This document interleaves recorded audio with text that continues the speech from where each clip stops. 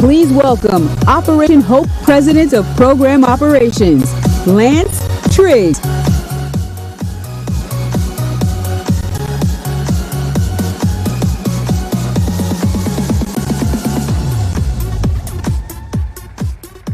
All right. Everybody doing okay? Yeah, having a good time so far? Well, we are having a good time up here as well. Now, you see we have an army up here. This is very unprecedented for us to do this, but I think it's extremely important that we do so. But before we do some acknowledgments, do we have anyone that's here for the first time? For the first time. Okay, great. My question to you, will you be back? That's what I want to hear. Well, again, good morning, everyone, and thank you for being here at our 2025 Hope Global Forum, Future Proofing. As you see, I have the lovely ladies here that helped make this happen. Margot Lucero, Chief Revenue Officer, Mary Earsom, President of Partnerships, and we're just so happy to have you with us. I had a chance to interact with a number of people from other countries. We had Canada represented here at our conference, Tanzania represented here at the conference, Italy, Liberia, and others. So thank you all for making the travel to the States, the United States, to join us today. So again, this is very important for the three of us in Operation Hope. Because, you hear about sponsors and the reason that we're able to do these types of events is because of our great sponsors. But, sponsoring and cutting a check to pull this off is not the only thing these individuals represent. Before I make some personal introductions, because the people here represent legacy partners of Operation Hope. But I want to acknowledge Cisco for their partnership. Let's give them a round of applause, being a premier sponsor. Huntington Bank, give them a round of applause. Visa, let's give them a round of applause. JP Morgan Chase, let's give them a round of applause. Credit One, let's give them a round of applause. Coinbase and the National Crypto Association, let's give them a round of applause. But the people that you have here make the engine of Operation Hope run each and every day. So you hear about 300 coaches, 1,500 bank branches, Hope Inside the Workplace and partnerships with UPS and Delta and the city of Birmingham and others. These are the leaders and their team that make all this possible. So I'm going to introduce them personally, but give them a round of applause for allowing me to interrupt their breakfast. Absolutely. So immediately to my far right, we have First Horizon Bank, and so we have Beth Trotter, Keith Turbot representing. And with First Horizon, they were the first partner. I mean, they didn't put their toe in the water by saying, we'll do one or two with you. They went all in and said, let's do 30 right now. So let's give them a round of applause. 30 locations in multiple states. And so can't thank you, Beth and Keith, for being here. Next up is Robert Harris, representing Cadence Bank. Let's give him a round of applause. Bancorp South prior to Cadence Bank today. And so Robert, under his leadership and his team, has done a great job, having a number of coaches. I think we have 8 to 10 with you all in multiple states as well. And so we thank you and appreciate you for your leadership and believing in us. Next up, we got Bank of America in the house. Absolutely. And so we have Shauna and we have Dawn representing Bank of America and their team. They've been so great over the years. We have 23 coaches throughout multiple states across the country doing this great work. And we thank you both and the rest of the Bank of America team for being great partners. Next up, we have Lindsay representing U.S. Bank. Give her a round of applause. Now, there's a little history because U.S. Bank purchased Union Bank, I guess, a year or two ago. And Union Bank was one of our first partners dating back to 1994 when I was 10 years old, if you believe that. But under U.S. Bank, we have, 10 locations, multiple states, doing great work in the small business and credit and home ownership arenas. And so thank you, Lindsay. Next up, we got RBC Bank with Melanie and Angela. RBC, Royal Bank of Canada, talk about global, has been a great home ownership partner for us for a number of years, where we've been able to help create homeowners for individuals seeking that opportunity. And then we have Regions Bank with Florisha and Shonda representing Regions Bank. Our partnership started in Birmingham. It spread to states like Missouri and Kentucky. And we're also doing some great work for the city of Birmingham employees. So thank you for all your years of partnership. And then we got the Stagecoach with Michael and Nadia. Give them a round of applause. Wells Fargo's in the house. Wells Fargo goes as far back as, I believe, 1995 with us. And they were the first major sponsor of the Hope Global Forum. And even prior to that, when we called it the Hope Financial Literacy Summit back in the early 2000s. And so Wells Fargo, we have 50 locations with them across the country, many states, too many. I need to have a map to show you all the states we're in partnership with them. But Michael and Nadia, thank you for your leadership, your commitment to service, and helping us do what we do. Absolutely. And last but not least, we have Purple Rain in the house.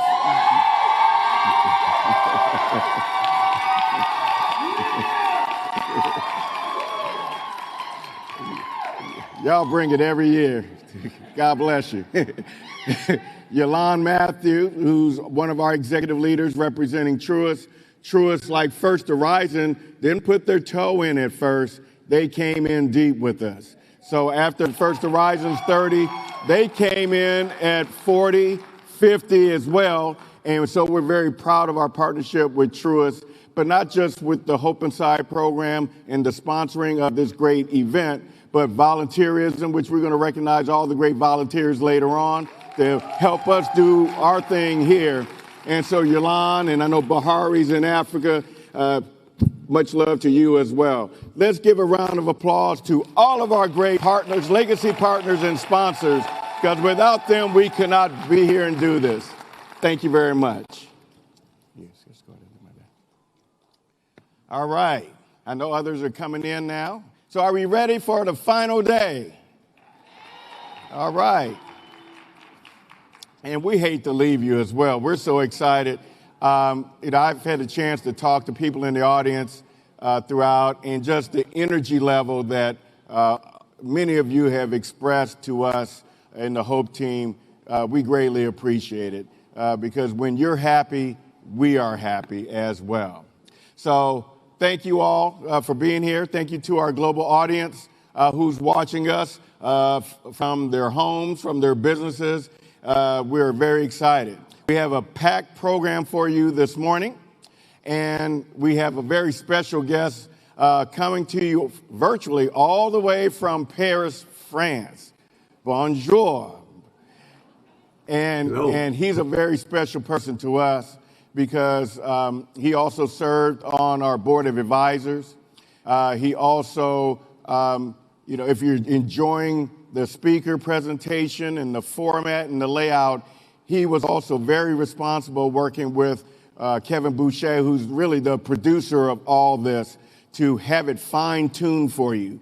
And so without further ado, I want to introduce to you the former CEO of Disney, the co-CEO of the World Economic Forum, the founder of LeShack, and the first chair of the Hope Global Forums, Philippe Bourguignon.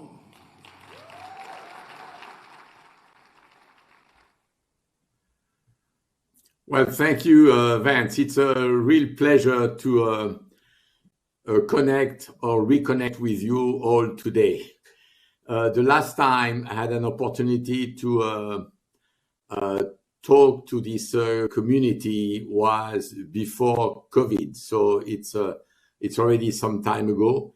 Much has changed since then for all of us, and for me personally, as I returned recently to France after 2 decades in the United States, in Washington, as partner of Steve Case in Revolution. It has been quite a transformation, both professionally and personally. I wished I could be in person today, but I was, until yesterday, part of a forum which I'm going to tell you about in France. Throughout those years, I remained closely connected with my friends, John Bryant, Kevin Boucher, and a number of people at Operation Hope and the Hope Global Forum. I'm therefore particularly pleased to join you today and share with you a new partnership that the three of us have recently established between the Hope Global Forum and the Forum Économique des Banlieues, in French, which in many ways can be seen as the modest French equivalent of the Hope Global Forum. My personal commitment to inclusion is unchanged. This is precisely why I decided to join Aziz Sena, the founder of the French Forum, and Jacques Attali, the founder of an NGO called Positive, in their efforts to strengthen social and economic integration in France. The Forum Économique des Banlieues aims to enhance the participation of underprivileged neighborhoods in the broader national economic system. In parallel, Positive seeks to provide young people from these communities with the knowledge, network, and resources necessary to start and grow their own business, regardless of their background or personal circumstances.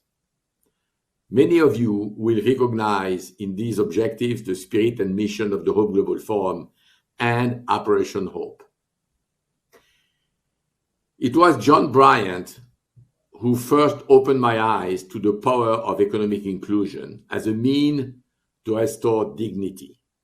I am now eager to apply these lessons to the French context. The partnership between the Hope Global Forum and the Forum Économique des Banlieues for the future has a dual ambition: reconnect companies, policymakers, cities, suburban communities, and foster stronger ties between the US and the French ecosystem, committed to inclusive capitalism and local development. Ultimately, this partnership seeks to generate meaningful international connections and collaborative initiatives on issues that concern both France, Europe, and the United States, with joint announcements at our respective forums to amplify their visibility and impact. I am really convinced that by working together across borders and across social divides, we can reimagine economic opportunity as a shared human endeavor. My convictions are unchanged from what I learned with all of you here over my years active at the forum. Therefore, I would like to share with you the key elements of the speech I made at the forum in Paris last week. The subject was connection. I will start with one quote from a writer I like very much, Milan Kundera, which, by the way, have used like 10 or 12 years ago at the Operation Hope Forum. Milan Kundera: stupidity comes from having an answer to everything. So I will give you a disclaimer. I do not pretend to have an answer to everything. Definitely not.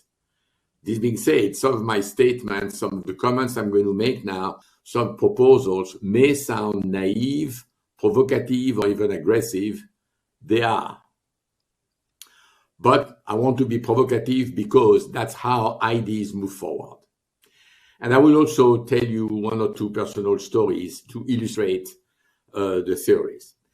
So my first personal story is that a very long time ago, when I was young, at the end of my master in economics, I became an intern in a company based in Dayton, Ohio, in the US, obviously.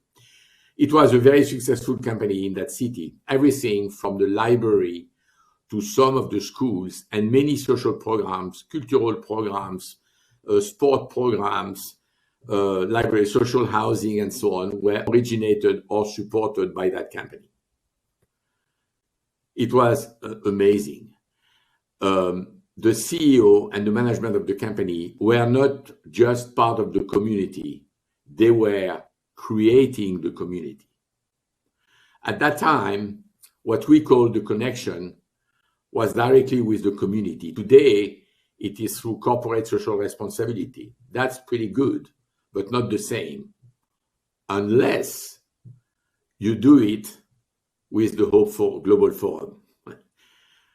A number of years later, I had a meeting on the 35th floor of an office tower in New York. And I discovered that, in fact, it was with the same company where I was an intern, but that company had merged with another one. The two combined were sold to another third one, which was sold to a fourth one, and it became a huge organization, disconnected. That company was now far removed from the community it helped create. And the city is no longer the same. I've been back in Dayton, Ohio. It's not the same as when I was an intern. How did this happen? I think that there are two main reasons why there is this disconnection. What I call the tyranny of brands and globalization. Brand first. Marketers have pushed companies to place the brand above everything else. Today, for many companies, the brand dictates decisions, not the customer, not the employees. Most decisions are made to serve the brand. Marketing should be just the opposite. The brand should reflect who you are, not define who you are. At the same time, companies in the pursuit of critical mass grow worldwide, and products become more impersonal to be able to reach everybody. And customers, as a consequence, become less loyal. To retain them, companies introduce discounts, like Black Friday, reducing profit margins. Then they launch expensive loyalty programs. To finance both those programs, they become cost killers. Suppliers keep changing, and the philosophy, my employees are my greatest asset, is replaced by, I have the best procurement system.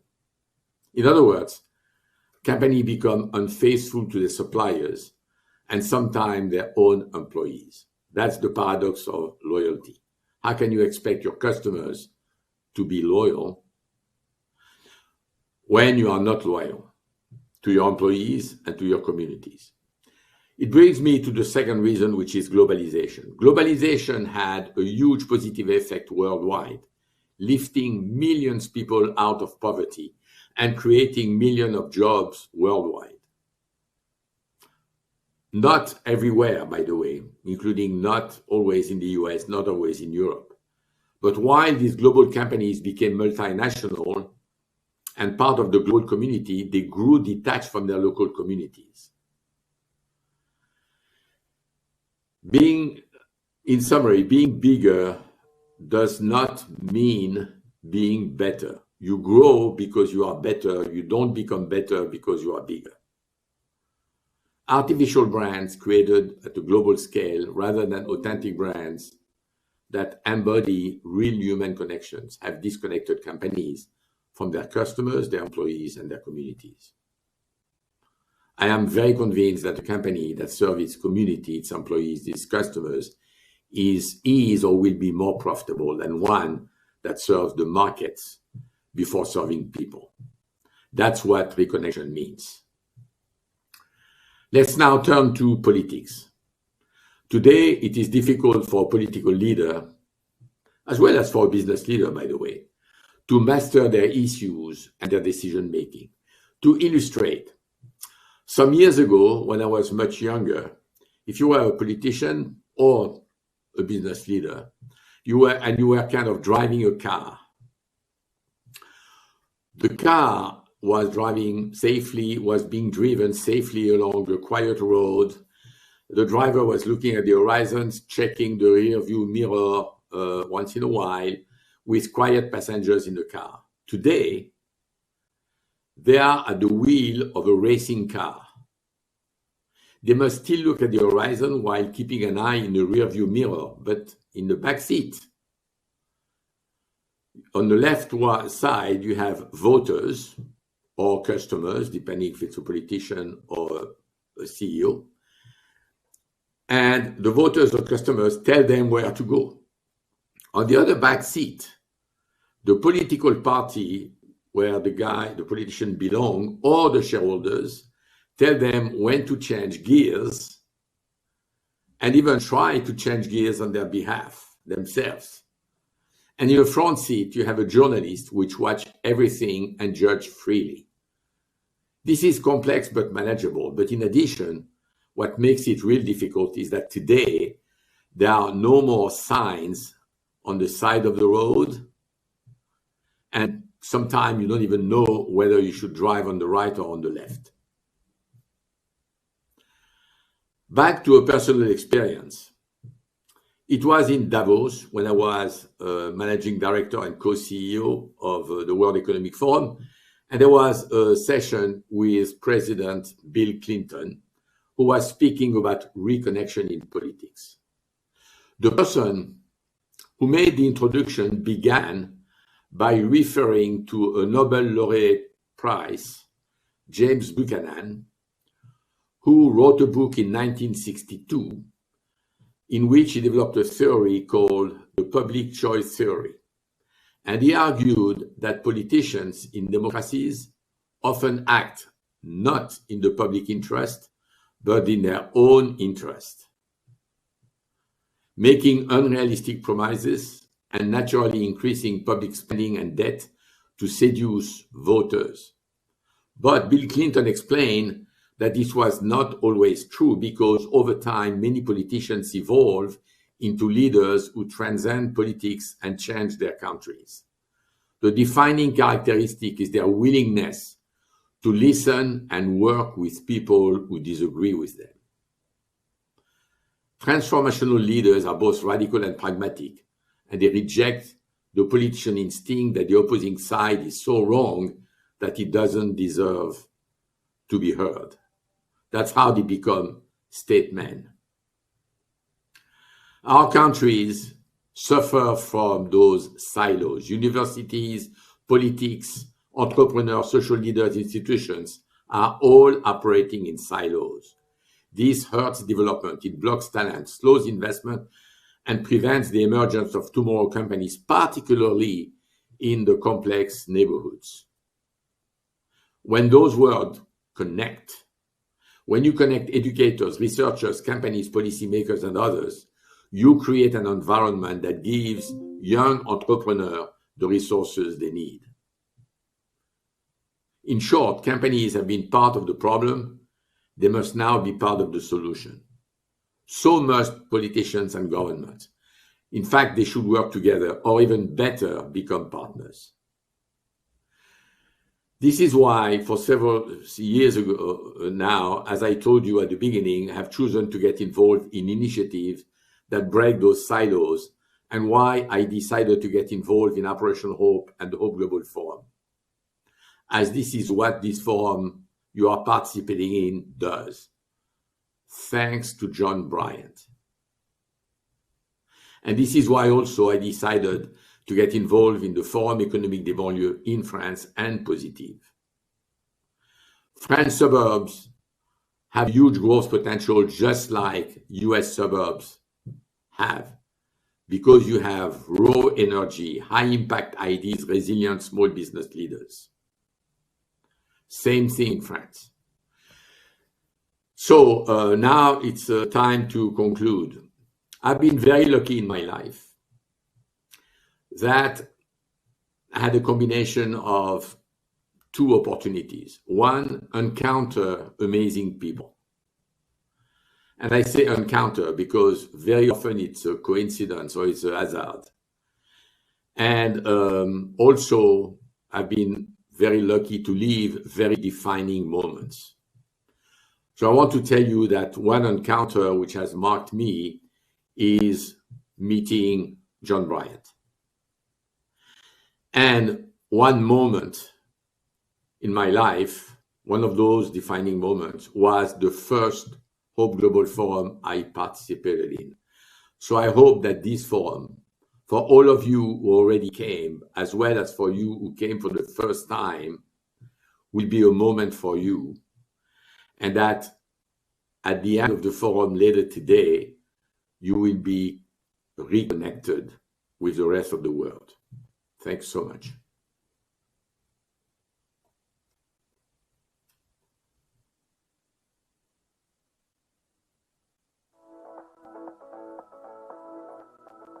I'm a Queen of Fame. I'm a part of the One MBB initiative, Yes. And also the Credit Money Management Program. And Teresa Tumber is my coach. I'm the founder of Drivable. We're an inclusive ride share or car share company. So we provide accessible vehicles for people with disabilities and limited mobility to have on-demand rides. My coach, I know I cannot sing her praises enough. I feel like she has gone above and beyond. She's provided so many just resources for me to, resources and just guidance, things I didn't know. I mean, I came to her and I had an idea. And I thought I had some, I was taking some steps. She just kind of showed me, she took the steps I did take and she grew that. She showed me how my personal credit impacted my business, the funding aspect of it, the resources with like the partnership with Fulton Bank, and having Dr. Sherrod there and just, with his guidance and being able to just kind of touch him, talk to him and say, hey, what is my business plan need to look like? Even a business plan in itself. I'm not lying. I never thought I would have been able to do a business plan. I, in fact, never did one. I've never done a business plan before because it just, it's daunting. You look at people's business plan and you see like 50 pages and I'm like, there's no way. So I never even tried, Miss Teresa is no nonsense, and if you follow her steps and with her guidance, you will get a business plan done. My business plan ended up being 30 pages. I would have never guessed that, I would have had that. And now when I, interact with other organizations, other, CEOs and founders and businesses, and I have my documents right in front of me, that's the first thing they see. It makes a great impression and they know I'm serious. So, I mean, those are just a couple of the things, but it's been so many different things. I've been sending people to you guys, sending people to Operation Hope and sending people to her specifically because I see the passion in her, and just her experience, and she already did it before. So the coaching coming from someone who has been there where I am, and also just her believing in me is just super impactful. Even when I felt like I failed, I was able to just reach out, say, hey, this is what I have going on. She pat me on the back. Okay, get back up now. It's time to, get back out there and do what you gotta do. So, and I'm very thankful. Honestly, I'm very optimistic about the outlook of Black business. I feel like with Operation Hope and people like Miss Teresa, I really see us having those resources and then being able to not only use them for ourselves, but share with others, share what we've learned. I've been able to do that myself at least 3 times. So hopefully, with people like her planting those seeds within us, we can also do the same, plant the seeds in other people or refer, the resources there are amazing. I can't say, I feel like there's a lot of hope for success in our community.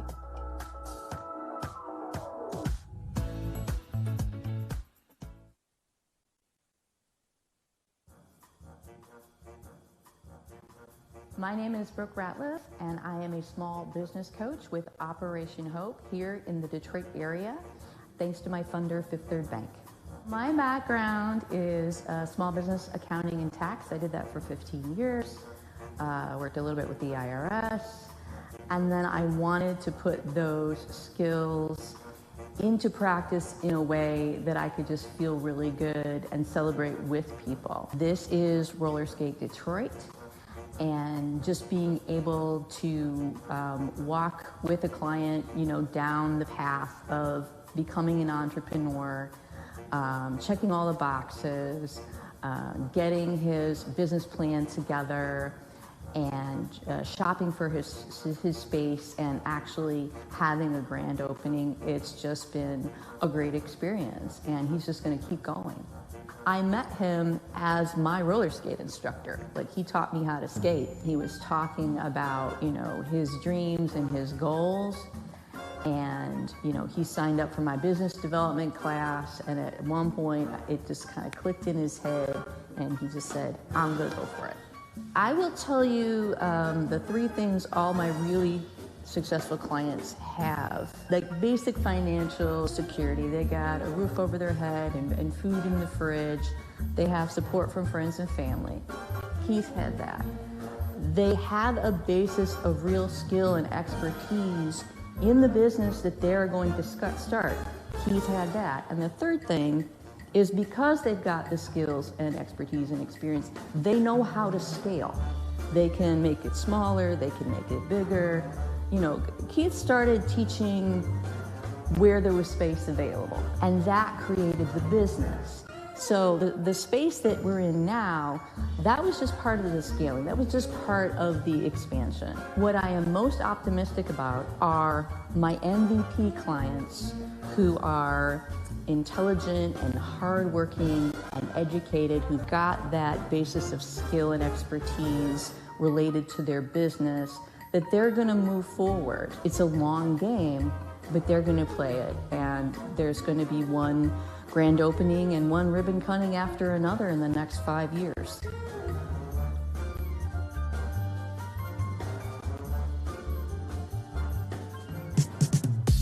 Please welcome to the stage award-winning journalist, local legend, Donna Lowry.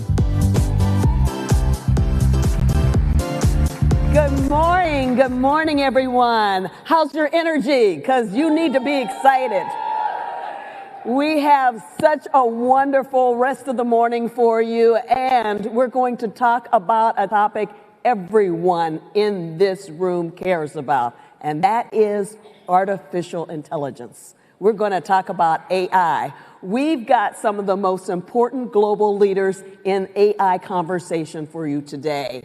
So please join me in welcoming from Mountain View, California, the President and Chief Investment Officer for Google, Ruth Porat, and from the United Arab Emirates, the ever Minister for AI in the world, the Minister of State for Artificial Intelligence, His Excellency Omar Sultan Al Olama.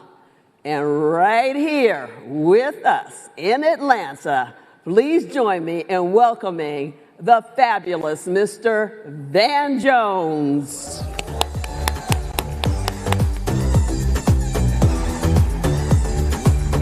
Hey. All right. I am excited. This is my favorite topic in the world, artificial intelligence. And we're now going to get a chance to talk to 2 of the heavyweights. Google, obviously, a powerhouse in this space, growing every day, but also states matter, governments matter. And the UAE has the first ever minister of AI. 10 years ago, that would have seemed like science fiction. That's now science fact. So what we're going to try to get out of this conversation with, these are like literally 2 of the giants in this field, and give it up to John Hope Bryant for getting us the best people in the world to talk to and to learn from. I want to start with Ruth. Listen, part of the there's a hope AI is going to give us heaven on earth, and then there's this fear is going to give us hell on earth, and somewhere in the middle is the truth. And I just love to hear from you. What do you see as the actual practical next 5, 10 years of both progress and peril for AI? Just give us your overall statement about where you see the opportunity and where you see the peril. Well, first, it's great to be with you, as always, and Your Excellency, wonderful to see you again. So there are a number of areas that excite us about the upside from AI. There's the economic upside. In the U.S., it's estimated to be $4 trillion if we see this adopted across businesses, small and large, and in government. It's the opportunity to improve delivery of education, of healthcare, to advance science. But I think if you want the short, what do I think of when I think about the opportunity with AI? It is that the art of the possible has changed. And the place that hits me most deeply and that I get most excited about is what it means for all of us with respect to health. Because that does affect every one of us, our children, our siblings, our parents, ourselves. And the art of the possible is completely changed. So as I'm a 2-time cancer survivor, which is probably why I keep anchoring back to this. And so I always turn to my oncologist and test everything out with him. The first area is early diagnosis of disease can be the difference between survival and not. And with AI, you can augment, support, fortify the radiologist. My oncologist has said the only way to democratize that early detection is with AI. The second is there are not enough nurses and doctors across America, around the globe. We can save 30 to 50% of their time with AI, freeing them up from the administrative so they can do what we want, which is focus on the patient. That's what they want, that's what we want. We can empower everyone with, and we are, these are not like, to your point, science fiction in the future, this is here now. We are empowering people with more information. And so again, my oncologist says that means doctors have to be at the top of their game because we as patients are better informed. And then the most exciting is it is realistic to say with the advances in science that we will cure diseases in our lifetime. I'm privileged to work with someone who won the Nobel Prize for something that is described as the biggest contribution to drug discovery in our lifetime. It's called AlphaFold. We can cure cancer in our lifetime. That is not out of our reach. So that's what I get excited about. And much of it is here and now, then more to come. Well, look, first of all, that's exciting. You should applaud. When somebody says we're going to cure disease, but folks are scared. Folks feel like, there's bad things coming. People are scared they're going to get pushed out of jobs. What do you say to the people who are concerned? I think in our community, sometimes we're threat sensitive, even before we're opportunity sensitive. And we're all friends here. We're speaking among ourselves. Where do you see some threats and some challenges that people should be aware of and begin to prepare for as we shift into a new age? New positive possibilities, also maybe some perils. How do you look at the peril side of it? Yeah, that's such an important question. I really like the way you framed it. Threat sensitive more than opportunity sensitive. So at Google, when we talk about AI, any technology that has the potential to have this kind of impact, we want to be bold and responsible. We want to help people capture the upside and protect from that downside. And you're 100% right. There's downside risk. I think the one that most people are concerned about is what does it mean for me, with my job, for my family, my ability to provide, where do I go with this? And I think a couple of data points, because I keep going back to history. 85% of economic growth throughout history is attributable to technology. 60% of the jobs that exist today did not exist 80 years ago. They have always evolved. And throughout change, more jobs have been created than destroyed, which is absolutely not helpful if you're the person whose job is eliminated. And so I think the couple of elements, when we look at what that means, first and foremost, going to the heart of your question, jobs will evolve. They will change. They have throughout history. We each need to get as fluent as possible with AI. And the beauty of it is that the magic is done by the computer scientists. Like, many people are using AI today and don't even see where they are.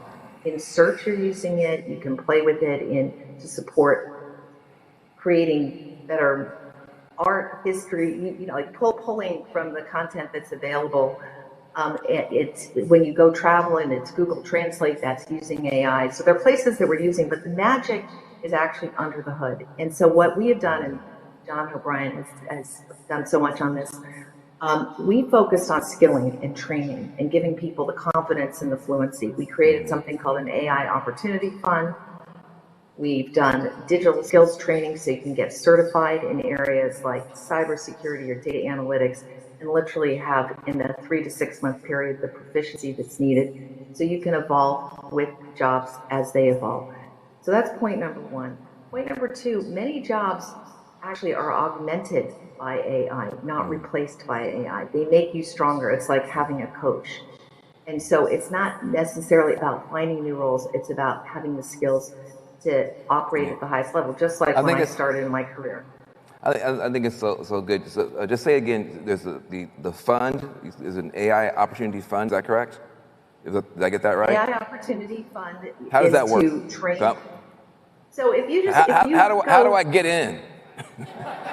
So Google, if you just go ahead and Google, you can get online training. We also have the Grow with Google skilling, so you can actually learn specific areas. Google it, you will find it, and we're providing it so individuals can do it. We're working through local organizations. See, this is it's really important to get out to full communities. Yeah. It's important because, listen, when you're a delegate, when John O'Brien lets you be a delegate here, you're an ambassador. So a lot of this information is not getting out to people. And so, there are resources that are available to us to not just not get left behind, but to leapfrog and to lead. And Google's making that available. So give a round of applause to Ruth. Now, thank you for that. If I may, just one point, because it's so important. Each of us can learn this easily. And that's what you'll find. And what I have found when people go through training programs is it's not just the skill that they get through what we call AI Essentials, and Google that, but it's the confidence that actually this is doable for each one of us. Yeah. And that's why we're really proud to work through so many local organizations that can reach out to their community so that everyone has access to the training. Oh, that's awesome. And by the way, I'm with the organization dreammachine.org. If you can apply for my group. Okay, look, I got low self-esteem. Y'all got to encourage me now. Look. So that's it. Thank you. So dreammachine.org is also a place where you can get in line for some tremendous educational resources. Now, I am actually jealous of our next guest. Before you, sir, I had the coolest job in government as far as I'm concerned. I was a special advisor for green jobs to Barack Obama. That's a good job. That's a cool job. But I think now you have the coolest job in government ever, to be the first minister of AI. Now, this is extraordinary. First of all, how'd you get this job? No, I'm just joking. That's on Wikipedia. You can get that. Why is the UAE moving so aggressively to put government in alignment with this? And what are you doing to make sure that as you guys scale up, you're also scaling up your people? Because you're setting a precedent for every government on earth. And that's why John wanted you here. Why are you focused on this, and how are you using this to bring the people who might be left out into the conversation? Thank you very much for that. And in all honesty, I don't think you should be jealous. Try to be jealous after I retire. In this job, one is not doing a good job until the very end. I've been in this position since the year 3 BC, so 3 years before COVID, in 2017. I was appointed. And it feels like a few millennia. It feels like there's a few lifetimes that have passed. Now, when it comes to the UAE's ambition on this, and this brings me back to hope, our region used to export science, technology, culture, and had the broadest and biggest economy in the world at one point of time. So for over 600 years, the Middle East was the most advanced part of the world. And something changed. And what changed is a lesson for all of us. We focused at one point of time at actually embracing technology and using it. And in the year 1455, there was a technology that was invented that had the opportunity to change the world. Every single civilization embraced it. The only civilization that banned it was the Middle Eastern civilization, which was the printing press. When the whole world had access to knowledge, we were the only region where, unfortunately, you had to get on a horse or a camel for multiple weeks to be able to access knowledge. And that completely changed our region. We went from being the most advanced part of the world to being one of the most, unfortunately, underdeveloped parts of the world. With AI, we believe the opportunity is going to be as big. It's going to help countries leapfrog. It's going to help nations either have access to the future or be backwards. And we want to be one of the countries that leads the future. Now, when it comes to what we've done, if you look at the UAE, we're a country of around 10 million people. We've already done programs to train 1 million how to become super users of artificial intelligence. So that's 10% of our population by the end of next year. And we're actually not going to stop until every single person in this country, be it rich or poor, be it a citizen or a non-citizen, become a super user of this technology and is able to create using this tool to change the world. That's awesome. Look, I love the vision. I love how inclusive it is. You said citizens and non-citizens. It sounds like you feel like everybody counts and everybody matters. Imagine that. Government that feels like everybody counts and everybody matters. I like that. But to your point, you're representing folks who may have felt left behind in the last century, the last several decades. There's a hunger to catch up, and yet there has to be actual programs and things that governments can do. What are and we need to learn from you. Sometimes in the United States we think we have to teach everybody. We need to be learning from folks. What are some of the concrete things that you're doing that you think will be helpful to the companies and to the people? Concrete steps from your government. Excellent. So I'm going to give you maybe a few very broad things that have worked for us. And maybe later we can talk about the things that didn't work for us. And it's good to be transparent about these things because it's always good for people to learn from each other. The first thing is, in most countries, there is no one leading the conversation when it comes to artificial intelligence. Artificial intelligence isn't coming, it's already here. Artificial intelligence is the most addictive technology we've ever invented. It's more addictive than anything else, and that's why you can't let go of your phone. That's why you use it to get all of the information that you want to get. That's why you use it for everything, right? It knows more about you than your loved ones, and it's the most fundamental technology that has shaped our lives over the last decade or so. Why aren't governments doing anything about it? In the last 200 years, every single time a technology has reshaped the world, there was a ministerial portfolio that was created for it. When we were living off coal and wood fire, there wasn't a single minister of energy. But when electricity became so important for governments to deliver the promise of prosperity to their people, ministers of energy and secretaries of energy were introduced across all governments around the world. The same is true for ministers of aviation, ministers of ICT, ministers of telecommunications. With every single technological leap, there was a ministerial portfolio that was created. Why aren't we doing that for artificial intelligence? It doesn't make sense. It's already here, it's not coming. Now, what we've done, first and foremost, is we have a chief AI officer in every single government department across the government. These guys are the orchestra. They ensure that every single department understands the overall vision of AI, and one deployment does not harm people across other sectors. So let me give you an example. If you look at AI for healthcare, if I deploy AI for healthcare, but that increases your insurance premiums, it's actually a bad thing. Even though AI for healthcare is excellent, the fact that you need to be paying more because the insurance companies are being able to use these tools to identify if you have any challenges when it comes to paying your premiums or living a long and healthy life, That's the challenge when it comes to government deployment of AI.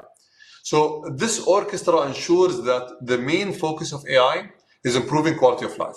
Our ambition from this is AI for quality of life improvement.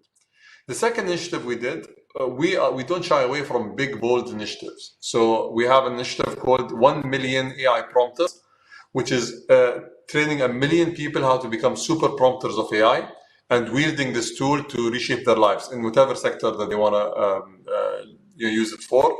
And there is no prerequisite to joining this program. You just sign up and you have access to it. The third thing we did was every single time someone comes to you, they will tell you that they're working on the greatest AI tool. And one thing that you can see is if you go to LinkedIn today, whether someone's a truck driver or someone's a consultant, the skill sets always say AI. Everyone thinks that AI is the hottest thing, so they add it to their CVs. They claim that it's the thing that they're using. So as a government, we launched a program called the AI Seal. We actually assess different use cases of AI and we give them rankings. So any company, any government department that wants to use the tool understands, first, is it good for society to use this tool? Second, is it built credibly on an AI foundation? And third, is it something that is built in the UAE or abroad? And it's perfectly fine if it's built abroad, but it increases transparency. Yeah. And then finally, we have AI actually deployed as a key curriculum within our schooling system. So kids from kindergarten to grade 12 all learn about artificial intelligence, what AI is going to do for them, how they're going to become users of this technology, and the ethics related to AI. Listen, that's really extraordinary because, it's such a compliment to what Ruth was talking about. So this is something we got to be careful about. AI will give doctors the ability to target disease with clear, sharp precision. But it could also give insurance companies the power to target people with those diseases with higher premiums. Now, see, I hadn't thought about that. That's why we need government to be in here trying to figure out how to make sure this has a net positive benefit. Because if you now know what the disease is, but your insurance premium goes through the roof, that doesn't help you. And so this is what I'm saying. We have to start learning from what other folks are doing. The other thing I think is important. You are correct. Everybody now is an AI expert. There needs to be some kind of a standard where we have some kind of understanding about, as employers, who can actually do what. That's something you got to step forward on, and then obviously letting the young people know. So look, we have about 10 minutes left, and I got 30 questions. I was so transfixed by what you guys are talking about. It's so good to talk to the people who actually have the power. So I just want to go back to you, Ruth. I have a kind of a weird question. This is not going to help anybody in here, but but John asked me to do this, so I'm going to use my privileges. I'm concerned about people who don't speak English, who don't speak all the major languages. Half the world speaks languages that are not on Google necessarily. If you're really going to uplift the whole world, and Google has the power to do it, how are you going to include people whose languages are not even being spoken, people who are indigenous people who are, there's a lot of people who could be left behind just because it's not even on the keyboard. How do you think about that? I love your question, and it's so core to the way Google has thought about this for many, many years. You're 100% right. I was brought up, my parents always said, education is a passport for life. And to be able to access information in your native tongue, in your language, is so valuable. We started translating and providing Google Translate 20 years ago. In fact, the first language His Excellency and I spoke about was Arabic.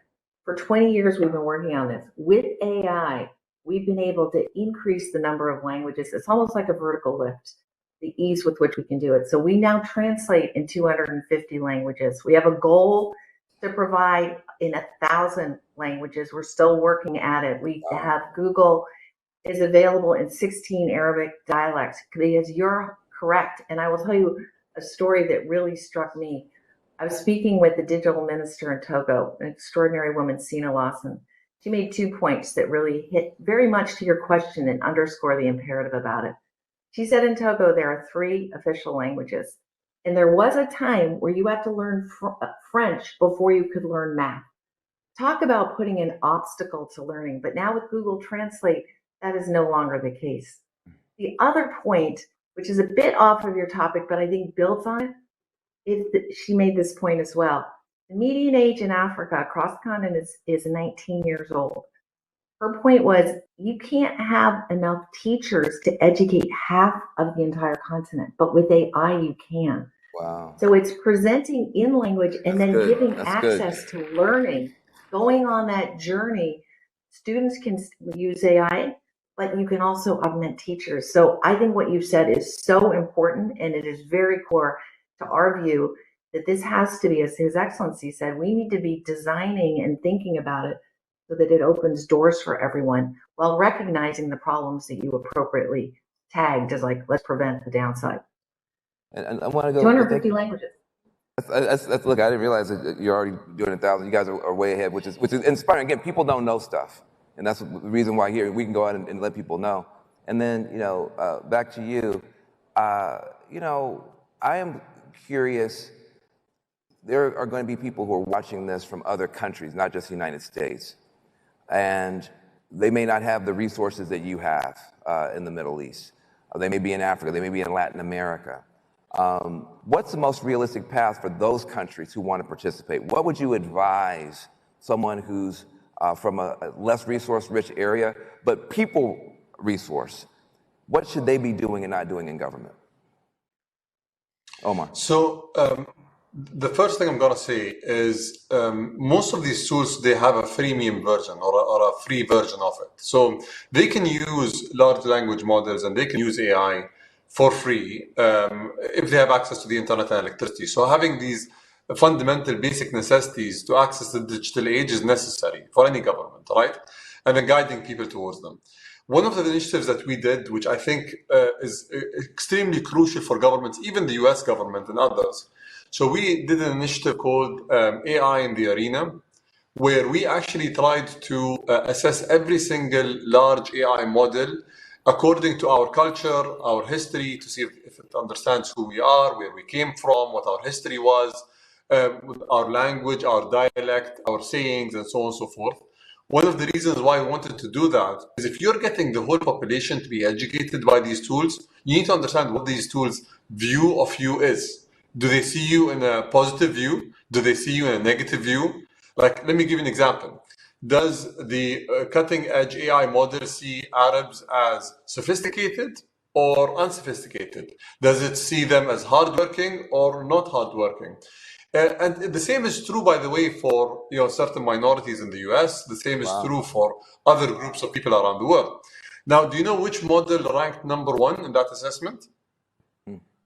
Which? It was Gemini. So I would like to congratulate Ruth on stage. Thank you, Ruth. But the whole purpose of this is two things. The whole purpose of this exercise, first, is for our people to understand that these tools today, if they have a negative view of us, then we need to be aware of the results that they're giving us. It's not that we are, unproductive or not smart. It's that these tools need to be, retuned. And second, it's for the companies to understand that we are aware and that we're going to work with them to try to show them the blind sides of the technology. No technology is perfect. When electricity was invented, there were houses that were going on fire because, circuit breakers were not invented at the time. Governments came and shed light to certain things where regulations were put in place, and then the inventions to stop the negative ramifications of the technology were invented. So I think that's one of the things that the governments can do. Look, I mean, give a round of applause. It's like I feel bad.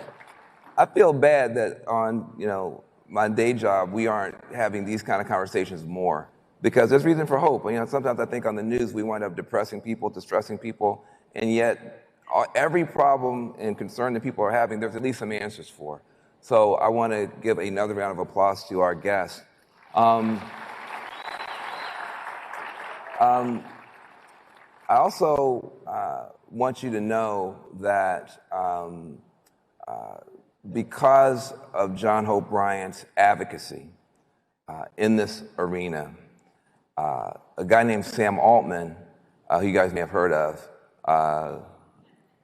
decided to create a whole AI ethics council, a council to help advise him to avoid some of these problems, some of these mistakes or whatever. And because you know how John is, he insisted that the world's first minister of AI join that council. So I'm able to announce today on stage that Omar is now going to be working with John Hope Bryant to take these ideas to Google, to OpenAI and beyond. That's the kind of leadership that you're getting, and you heard it here first. I think John was going to probably announce that later, but I just decided to do it. And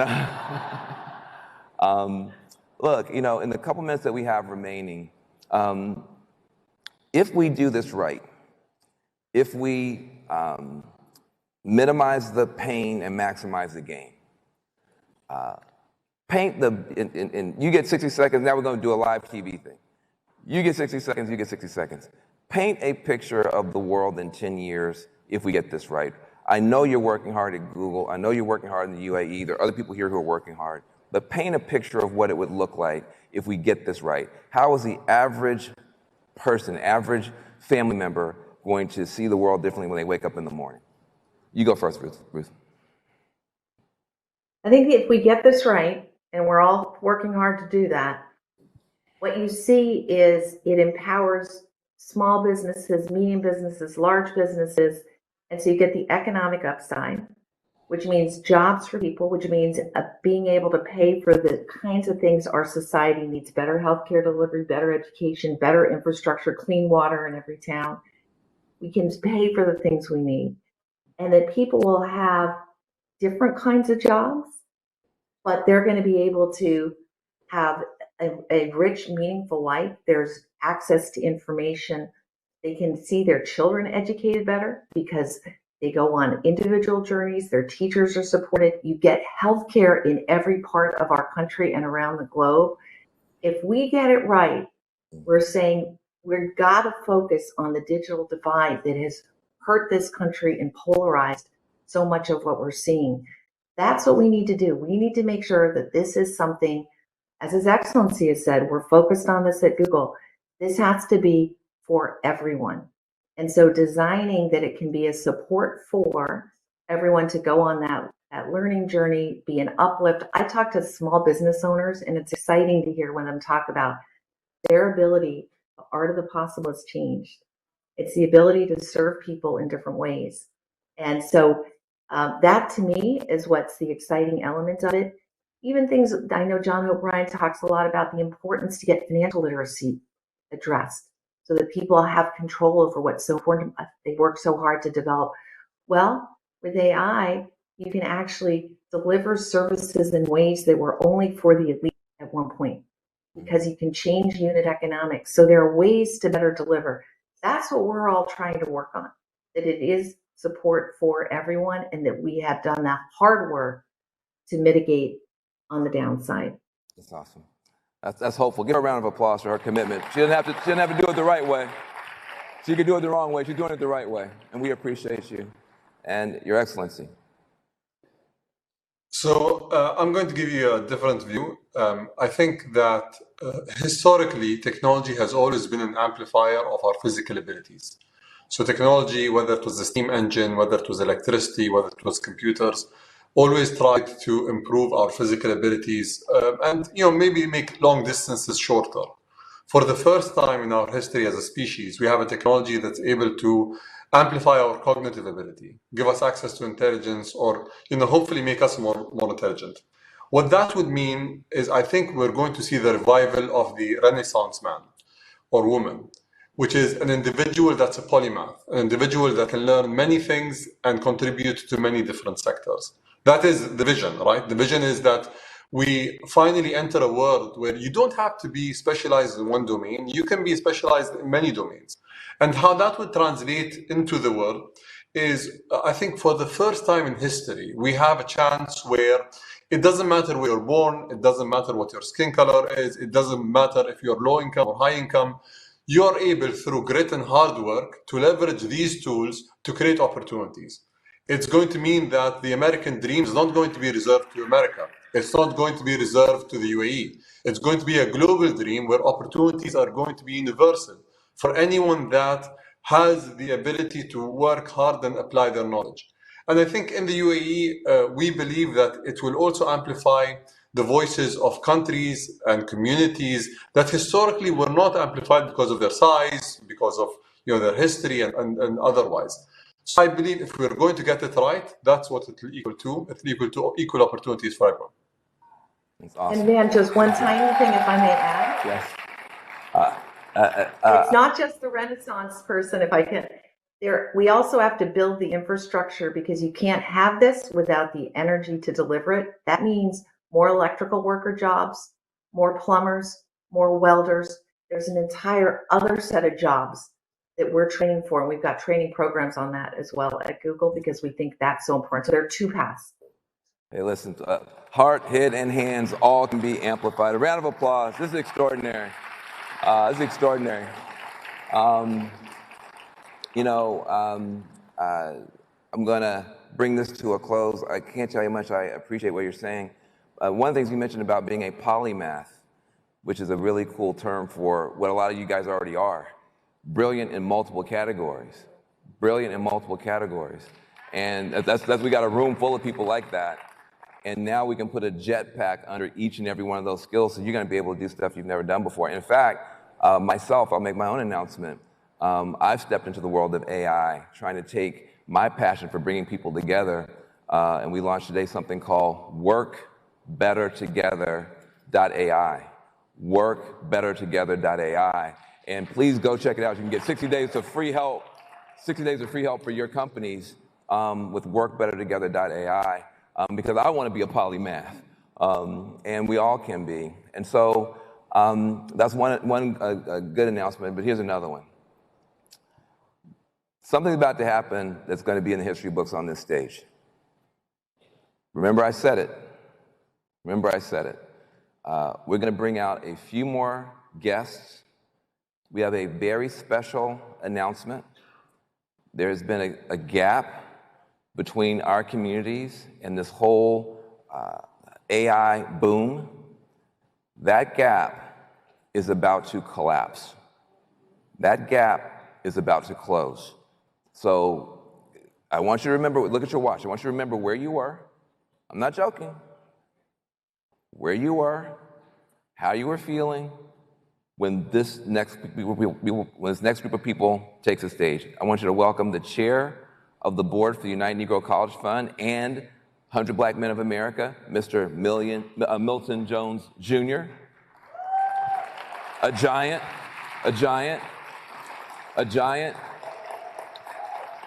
The CEO of Big Brothers and Big Sisters of America, Artis Stevens, back to the stage, a giant. And it goes without saying, a leader for our time. Someone who is transforming the civil rights movement into a silver rights movement. Somebody who has brought us here together, the great John Hope Bryant, for a major announcement. A major announcement. Thank you, brother.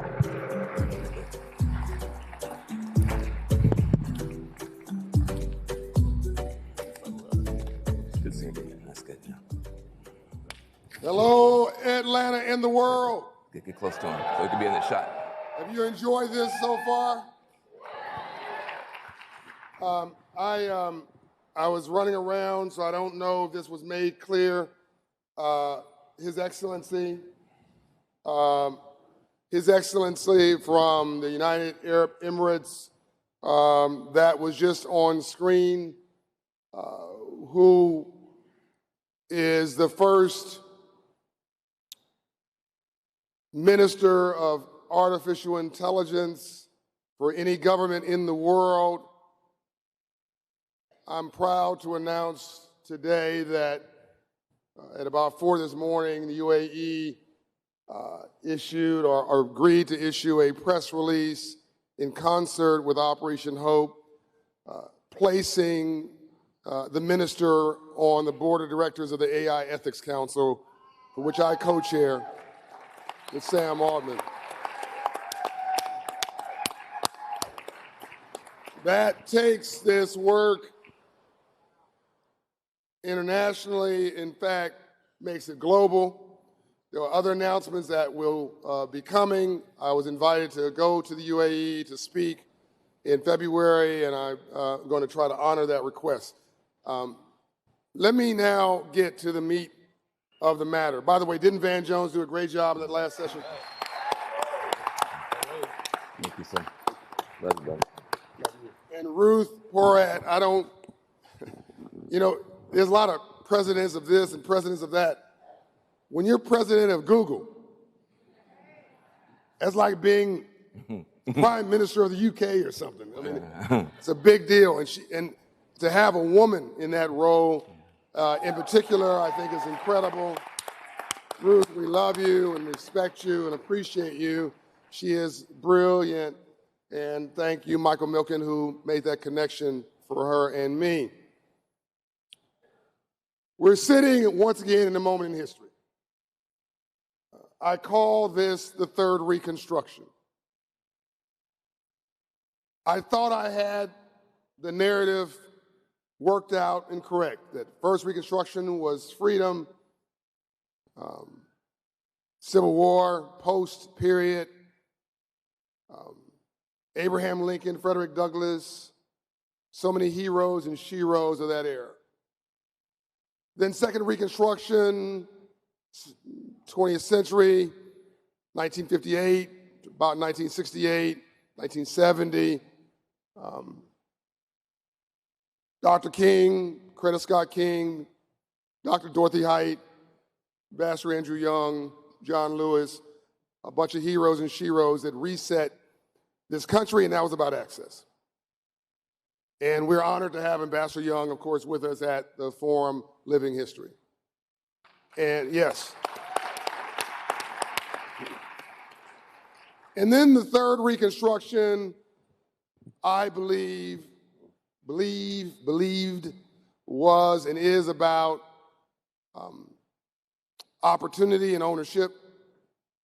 Financial literacy is a civil rights issue of this generation. And we need to go from the streets to the suites. You've heard me say that before. Yes. And you can do it. I talked about the colors, not black and white or red or blue. It's green. Okay. And I still believe that. And it's hard to get me off my focus. And I've been passionate about this issue and unrelenting. And I believe that we're in the third Reconstruction, and you always have 5 years of disruption, 3 to 5 years leading up to Reconstruction. So you have the assassination of Abraham Lincoln leading up to the first Reconstruction. You had the assassination of Dr. King in the second Reconstruction. And I believe you had the assassination of George Floyd at the trigger effect in COVID in the third Reconstruction. I thought this was all worked out. Then I met this guy named Sam Altman. And Sam asked me to come out and come by his office. He's wearing some jeans and a T-shirt, as I recall. And I was suited and booted. And I thought I was refined. I had the world all figured out. And then he opened up his MacBook and blew what was left of my mind when he showed me in, I think it was mid-2022, a beta sample of this thing that you now call ChatGPT. It hadn't been publicly announced, and I could not process what I was looking at. But I knew at that moment that the world had just changed. And later on, I'll save you the story, later on he said, John, what should I do? You gotta make sure you involve underserved communities. We are always left out. We need to be part of the dialogue on the front end, the beginning. And so he promised to come on a tour of underserved communities. His office called. Sam's really busy. He can't do the tour. I said, no, he has to do the tour. So I called him directly. And he said, let me work on this. He called me a couple months later, said, look, the president of the United States back then, the Biden administration wants me to come to the White House. Is there any chance when I leave the White House I can come to your house, come to Atlanta? Can you host me in 3 days? Sure. I just said yes, had no idea what we were going to do. It was 2 in the morning, I called Dr. French, who's president of Clark Atlanta University, wake him up in the middle of the night. He said, this better be good. Dr. French was very gracious. We hosted the King family, the Young family, the Civil Rights family, all the heroes and sheroes at Clark Atlanta University, which, by the way, is the location where Dr. King's funeral was held, for those who don't know Clark's history in the Civil Rights Movement. And he said, this will probably solve cancer in 10 years. And then something really bad may happen, and I can't tell you what it's going to be. But this is going to change everything. And I knew at that point, nothing scares me, but I was absolutely both inspired and completely petrified. Yes. Nothing much scares me, but this completely blew my mind. And here's what I have to say to you. What you're about to experience between now and 2030 is like what happened between 1850 and 1910. Between 1850 and 1850, it was about the horse and the buggy. Everything was a horse. 1850, 1860, 1870, 1880, 1890, 1900, 1 out of 10 jobs was a farrier, somebody who changed horseshoes. And every other job, my guess is, Milton, was tied to the horseshoe metal and the horseshoe, the pins and manure. The manure, and yeah. Thank you very for that, Van. Very eloquent statement. Very organic. And but that was the economy. Horses were the transportation. Horses were the class environment. It was wealth. It was it pulled your Cadillac, what do you call it? The wagon. The wagon. It was everything. Horsepower, miles per hour, horsepower. So by 1910, here comes the automobile. It wasn't one manufacturer, it was 109 manufacturers, and most of them failed. A couple punched through. One of them called the Ford Motor Company that paid their workers enough to buy the automobiles they were making, created the assembly line, and that created the modern middle class. But the horse by 1910 was glue. I'm not offending horse lovers. I don't have an opinion. I'm just telling you the economic value of a horse in 1910 had gone from everything to glue. That was 60 years. You follow me? Between 2004 and 2030, not 60 years, 6 years. You're going to go from a human-centric economy to a technology-centric economy. Everything's going to change. Don't be afraid of it. When you're being run out of town, get in front of the crowd and make like a parade.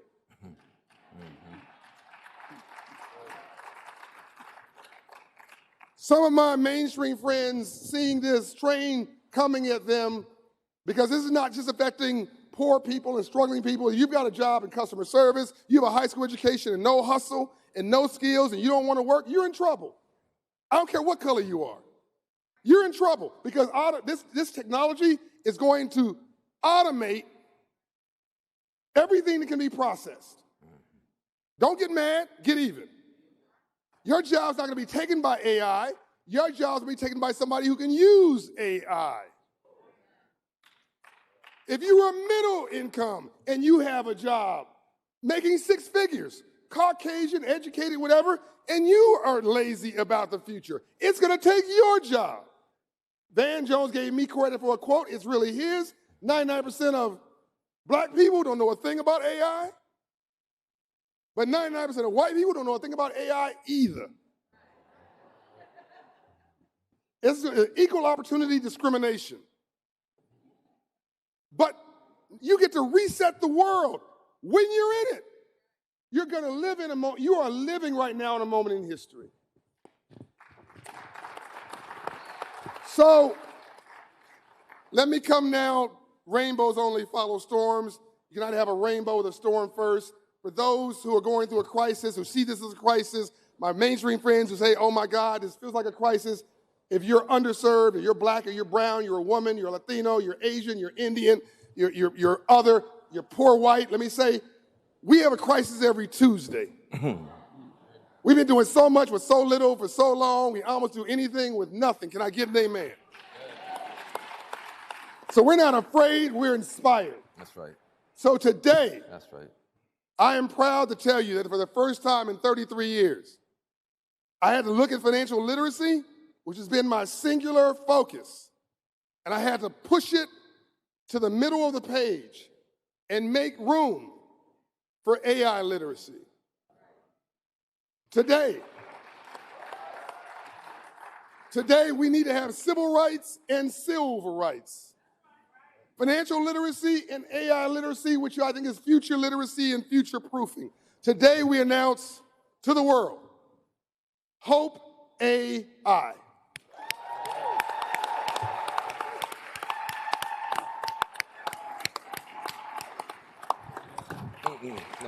No.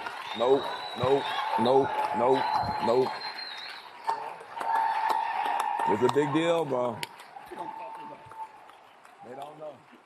We are the first national nonprofit organization to frame a national support system for underserved communities around artificial intelligence. This will include 3 fundamental elements. We're going to take our 1,500 offices that teach and coach on financial literacy. We're going to layer on top of that AI literacy. We're going to give you the skills to compete in a new economy. If you want to get a job, keep your job, create a job, start a business, create an app, create a solution, literally everything around you is going to be reimagined. AI in screens, AI in furniture, AI in carpet, AI in litter. Pick an area. We're going to help, number one, help you skill and reskill. The biggest part of this comes last. That's why the gentlemen are behind me. The second part of this is called community AI. And that's where we're going to take all the nonprofits in this country with $1 million or less in annual budget, and we're going to get sponsors to underwrite the cost of membership in community AI that allows them to plug into accounting tools, data tools, fiscal tools, underwriting tools, artificial intelligence technology in a platform that allows them to plug in so they're not left behind with good work that can't be funded. That's right. That's right. That's right. Because you need data, you need accounting, you need systems. You cannot just have a dream. You cannot, as Dr. Dorothy Height said, John, I'd like you a dreamer with a shovel in your hands. We need to give you an AI shovel in your hand. So all small nonprofits will have a chance to have a membership in community AI, plugging into the essential tools that allow you to be competitive. And we're going to have our coaches coaching you up to allow you to enter the markets of the future.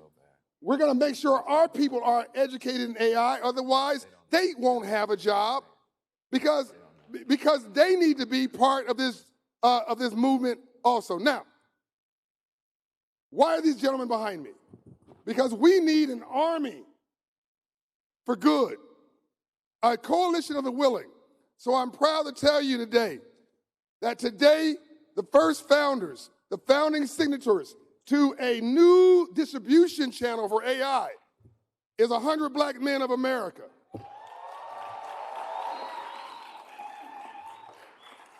Big brothers and big sisters of America.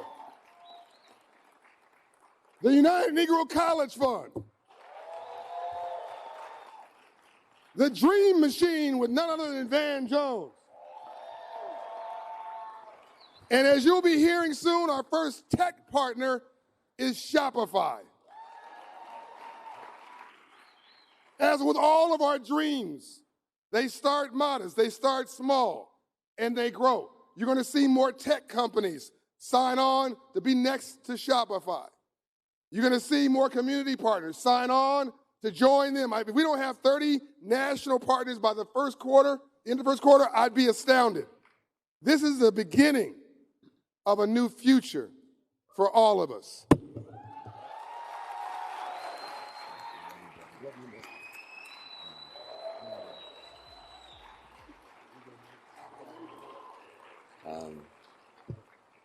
Look, even I'm not dumb enough to follow that. John Hope Bryant. John Hope Bryant.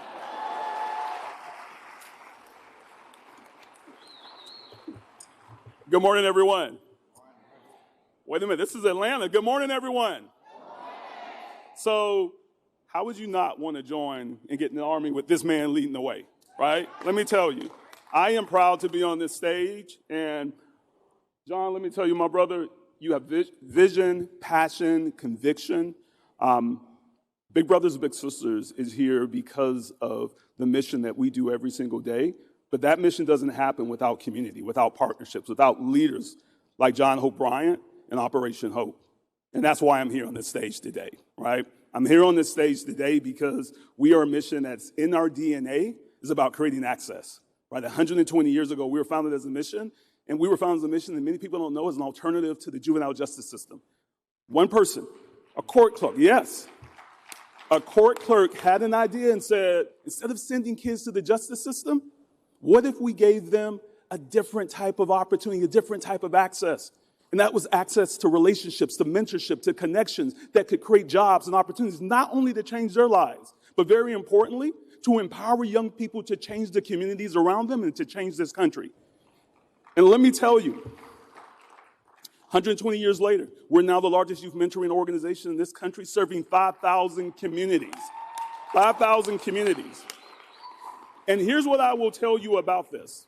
What I will tell you is that when a young person joins our program, they're 20% more likely to go to college. They generate 15% more earnings across their career. They become financially independent more earlier, right? If they're in a lower income household and grew up like I did, by the time they become an adult because of mentorship, they essentially close the economic gap between them and their more well-off mentor. And for every dollar that's invested, we return 7 times as much back to the workforce, back to the economy, back to the community. So why are we on this stage? Why are we at this table? Because in that same moment of that idea of one person saying we needed to make radical change, radical purpose, we need radical change and radical purpose today, and we need to have leaders and partners that help us to do that. Here's what I will leave you with, that this partnership is about putting empowerment in young people's hands. 74% of young people across America don't have the confidence about navigating 18 to 25-year-olds. That's our fastest growing population that we're serving today in Big Brothers Big Sisters. Because young people are entering high school and about to graduate and saying, what's next? How do I navigate? How do I have the skills? We are seeing more and more this empowerment of young people who want to do, who are encouraged, who are empowered, but just need the chance and just need the opportunity. But they also need the skill sets and they need mentors in their lives. Today, we have 20,000 young people on our waiting list. His father was a preacher. Which means I never found a microphone I didn't like, y'all. But I will close with this, and I will say that the importance of what we do and what we're trying to do today is put power in young people's hands so that they can navigate, they can make decisions, they can feel empowered, they can grow. And when we do that, y'all, we not only change their lives, but we empower them to change their surroundings, to change their community, to change this country, and to ultimately change this world. Let's go. All right, thank you, brother.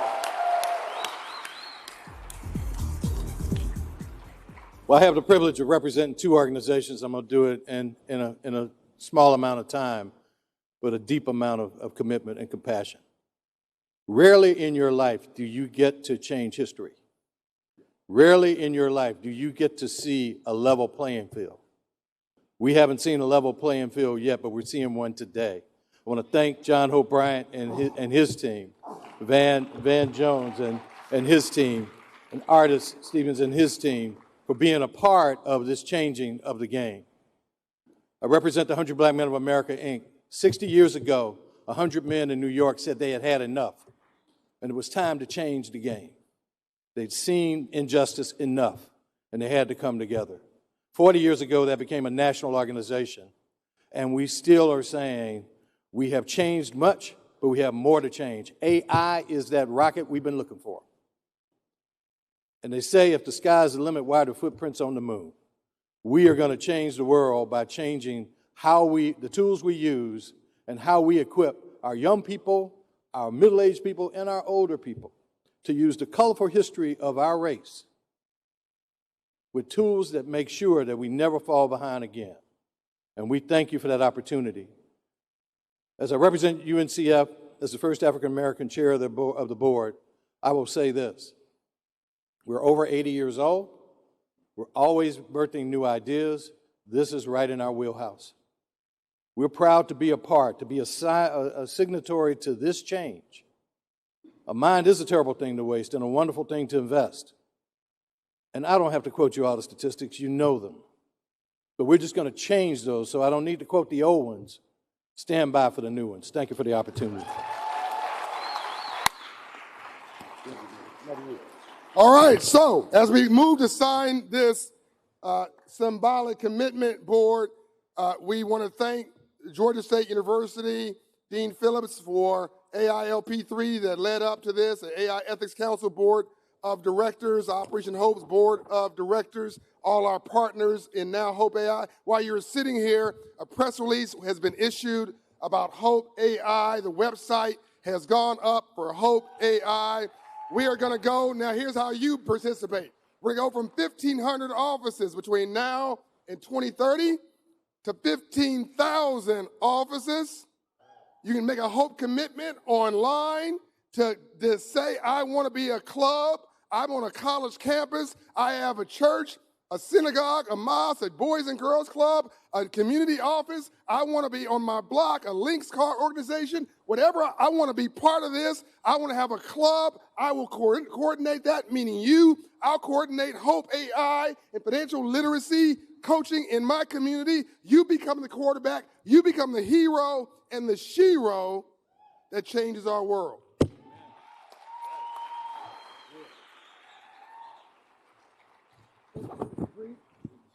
And you can go to dreammachine.org for teaching tools that start right now.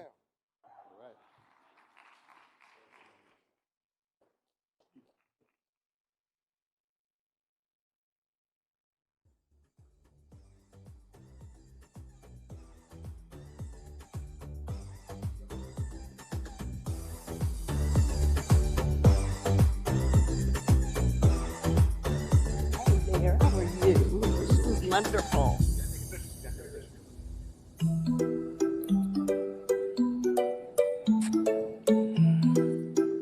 Are you enjoying today? I'm here for my great mayor, by the way. A couple great mayors. Stay tuned. Get this picture.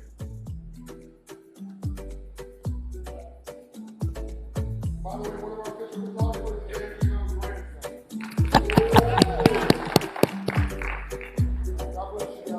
Woo! Let's hear it. Exciting, huh? Hope AI. Very, very exciting. Now, let's keep it moving because I am honored to introduce two dynamic mayors making it all happen. From Memphis, the Honorable Paul Young, and from right here in the ATL, our 61st mayor, the Honorable Andre Dickens, and moderating our talk, the editor-in-chief of the Atlanta Journal-Constitution, Mr. Leroy Chapman. Woo-hoo!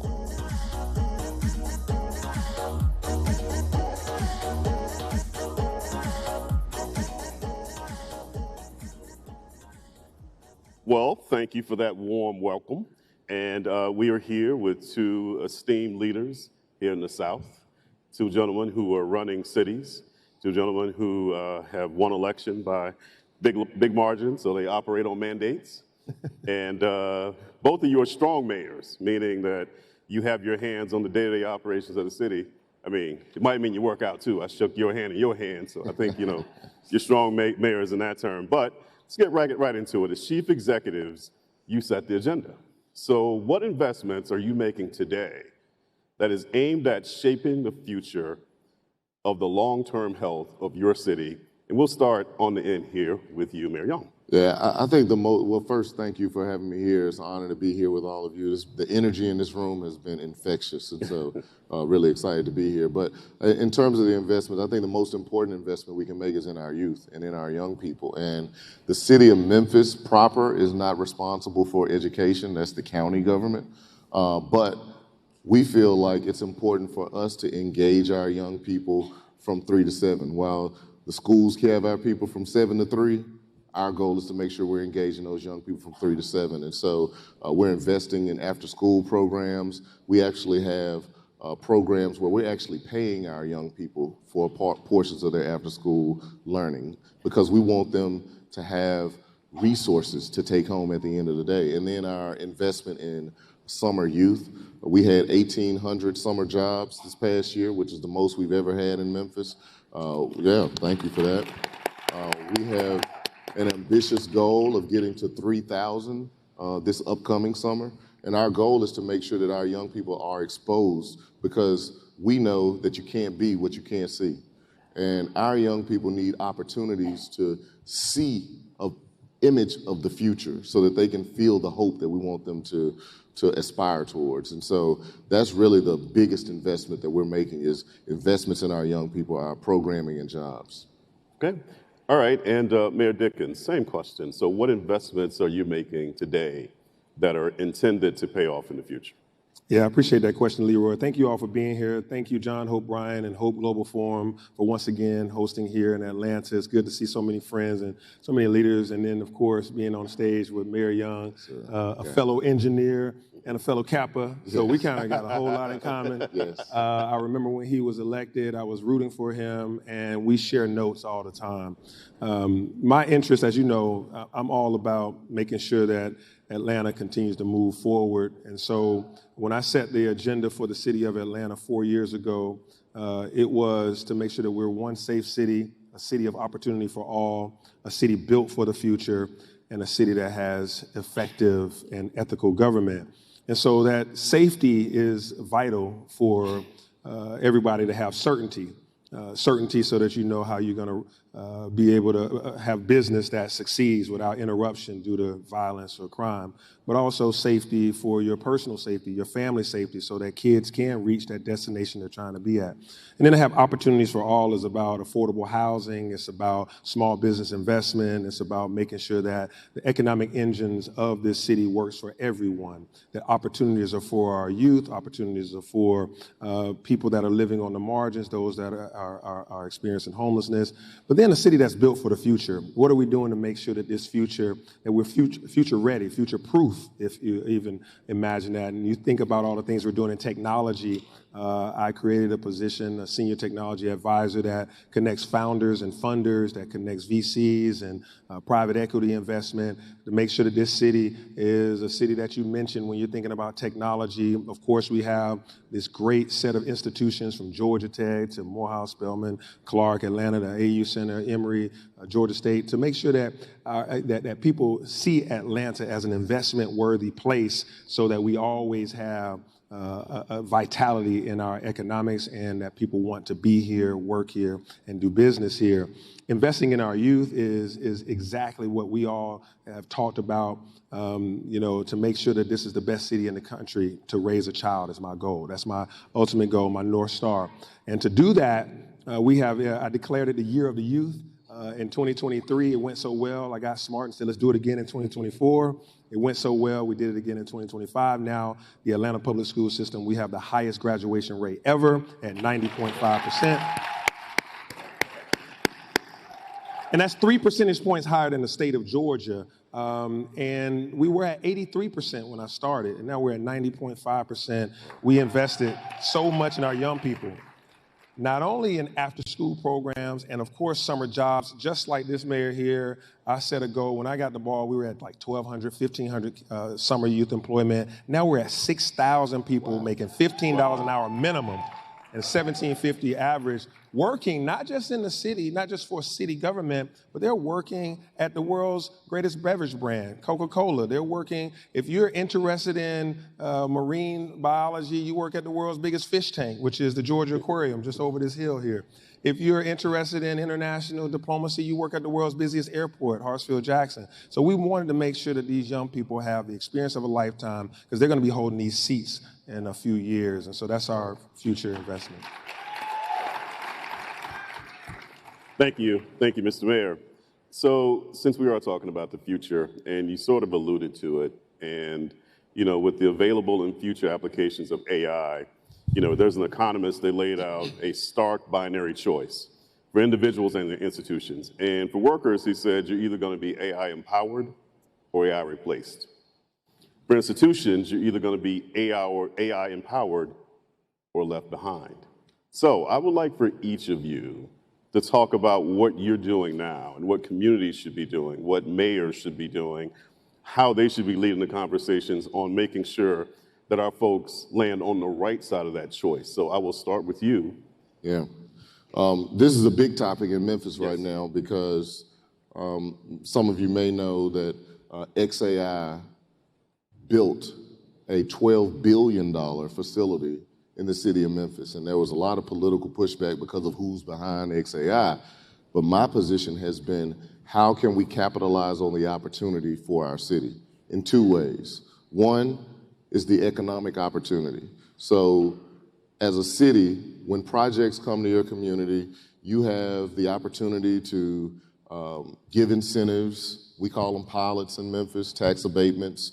And for this project specifically, there was no tax incentive, which meant that this property is paying 100% taxes.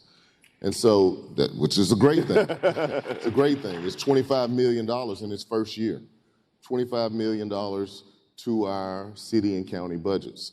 What we did was we created something that we had never done before. We created what we called a community benefit ordinance, where we were able to allocate 25% of the property taxes to the 5-mile radius around the facility to make deep investments in the community that have been much needed for many, many years. And we started this because we want to have a process for data centers, because essentially it's a big data center. There's going to be, a couple hundred employees, but not thousands of employees. We want to make sure that as they come to our community, that we are able to get maximum benefit for the people that live in the communities most adjacent. And so that community benefit ordinance is one way to make sure that as these data centers are coming into communities all across this country as a part of AI, that we're getting maximum benefit. The other part of the equation is making sure that our young people have the opportunity to learn how to drive AI, because you can use AI to create new programs. I was at a mayor's conference that I think Mayor Dickens was at as well, and I had a meeting with some young people that had started a new business where they use AI to create procurement manuals for cities. And so these people figured out how to use AI to create a whole new business opportunity. That's what we want for our young people. We need our young people to be driving AI to create the new businesses and not thinking about it, how it replaces us, but how do we use it to amplify and create new entrepreneurs. And I think when we have that level of training in our communities, then you're going to see our communities be able to rise because they're going to generate more economic activity. Thank you, Mayor Young. And Mayor Dickens. Leroy, what's interesting is the last part you just mentioned, we saw that at the conference. I set a meeting with them, and now the city of Atlanta is utilizing that technology to make sure that we expedite our procurement processes and look for businesses in our ecosystem that can perform those tasks. We're utilizing the technology that we saw. Going off of what he said as well, part of what we have to do as leaders is, especially leaders that are engineers and know technology. Before this job as mayor, I was the chief development officer for a company called TechBridge. And so part of it is to demystify things like AI. I've been living long enough to know it. People get scared of just about everything that they don't know. Remember the first time you thought about getting in the car, like a Uber or a Lyft? Like, I don't know this dude. Where is he taking me?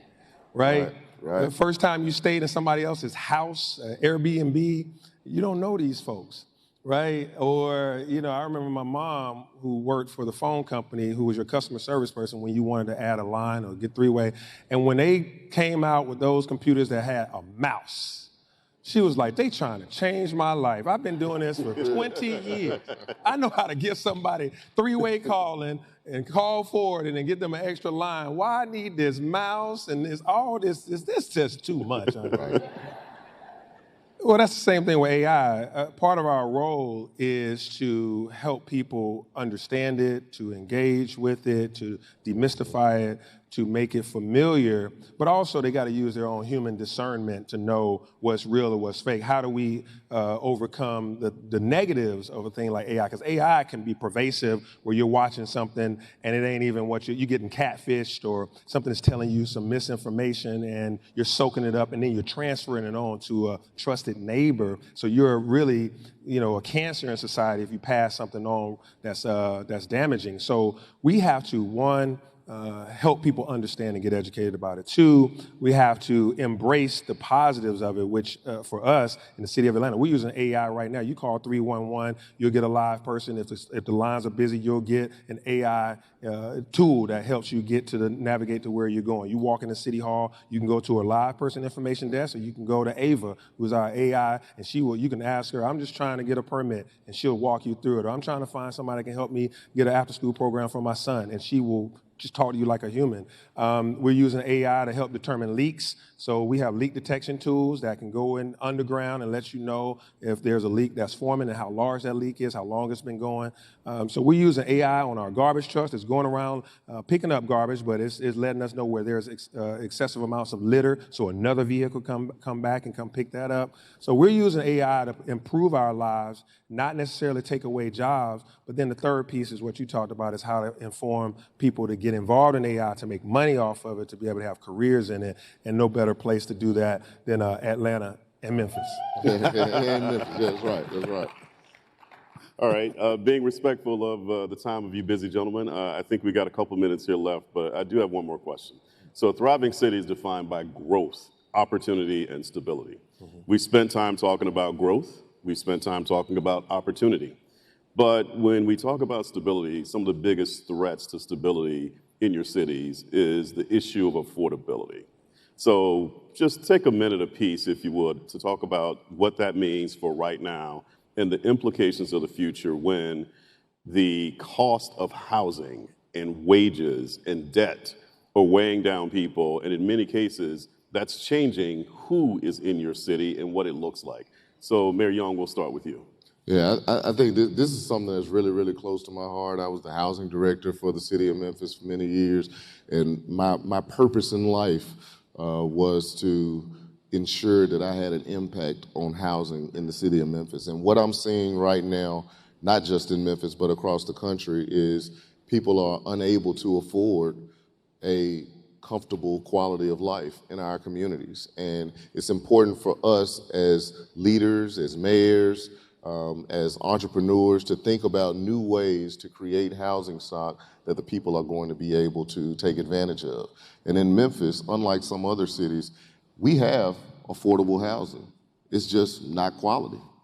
We need quality, affordable housing. And so I want to make sure that people understand the difference. It's not just having a place that you can go into that's not fit for human habitation. We want to make sure that we have quality, affordable housing options. And so in order to do that, we have to create new tools. I was really, really impressed. I literally was just telling Mayor Dickens behind the scenes how impressed I was. We were at another event in Nashville just a couple of weeks ago, and the Affordable Housing Fund that they created is one that we're actually working to create as well. Because what we have to do when it comes to affordable housing, it's a math issue. It's an issue of math.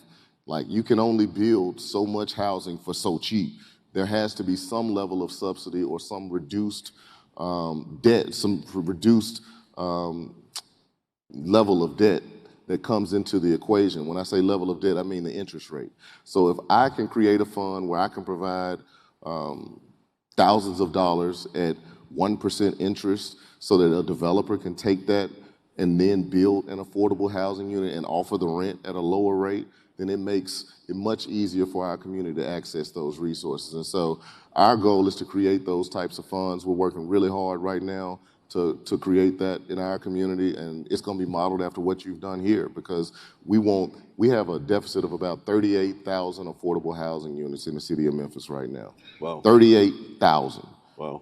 And the only way that you tackle that is one bite at a time. And we need people to have access to those resources. Mayor Dickens, you get the last word. Yeah, affordable housing is one of my love languages. I love talking about affordable housing and to be able to share the things that we're doing in Atlanta. Quite a bit of this, let's just talk about it a little bit. So affordable housing has two parts to it. The affordable part is really an income part. Right. The housing part is the part that most of us deal with, and that's what we're dealing with a lot. But the affordable part is still a economics issue. People have more month than money. You have more month than money, you're going to have an affordability challenge because incomes have been stagnant and the cost of living, the cost of housing has risen. Cities can only do so much with that. That's really a federal thing. Interest rates, inflation. We do what we can to help incomes increase. We've increased our minimum wage to $17.50 an hour. Still not enough to afford a $400,000 house or what have you, but it's a little bit more than what it was many years ago. So putting that to aside, the smart people in this room need to also focus on the affordable part, how to get people's incomes up, which is getting people in careers and pathways to upskilling, reskilling, and things of that nature. Right. But going to the housing part, I always say that Atlanta is a group project.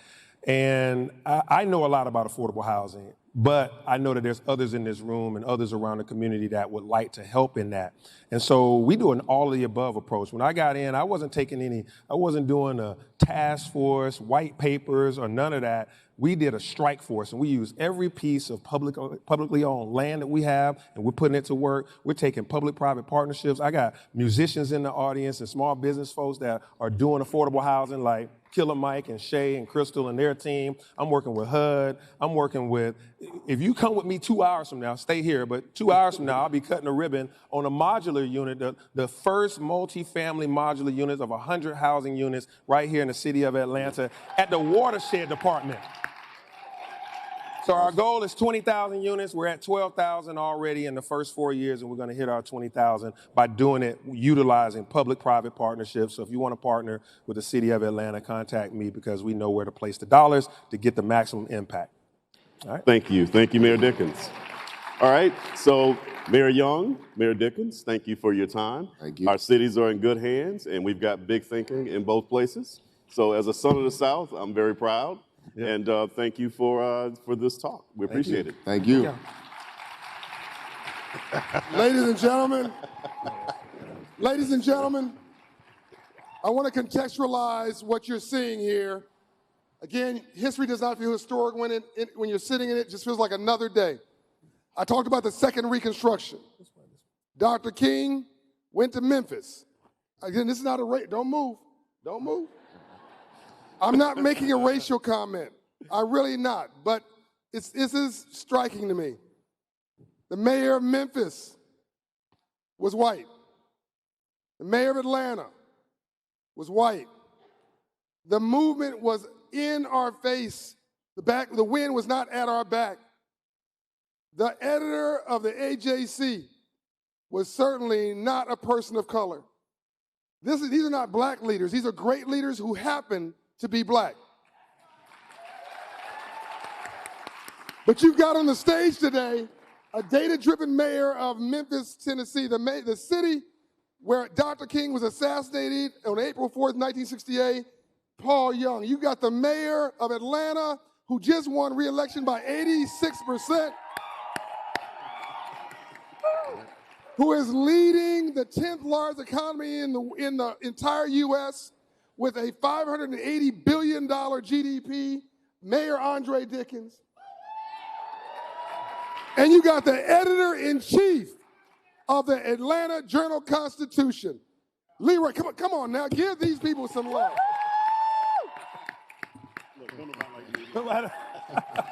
That's an intro for you right there. Well, thank you, sir.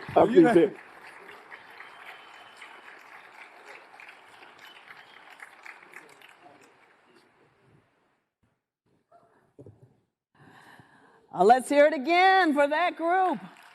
It was exciting. We appreciate them sharing their inspiring stories. Now we're going to get a little bit serious on a topic you need to know. On April 4th of this year, the 57th anniversary of the assassination of Dr. Martin Luther King Jr., Operation Hope and the city of Memphis convened a special session called Dream Forward. It was at the Lorraine Hotel, the site of that dreadful day. Now, the goal was to create a series of business plans for America that would be a path forward to build a blueprint for economically inclusive America. Now, thanks to our partner, Emory University, we are pleased to publish today a white paper, a study that came out of that conversation. Please help me welcome to the stage from Emory University School of Economics, Professors Caroline Folene and Sam Sharibi.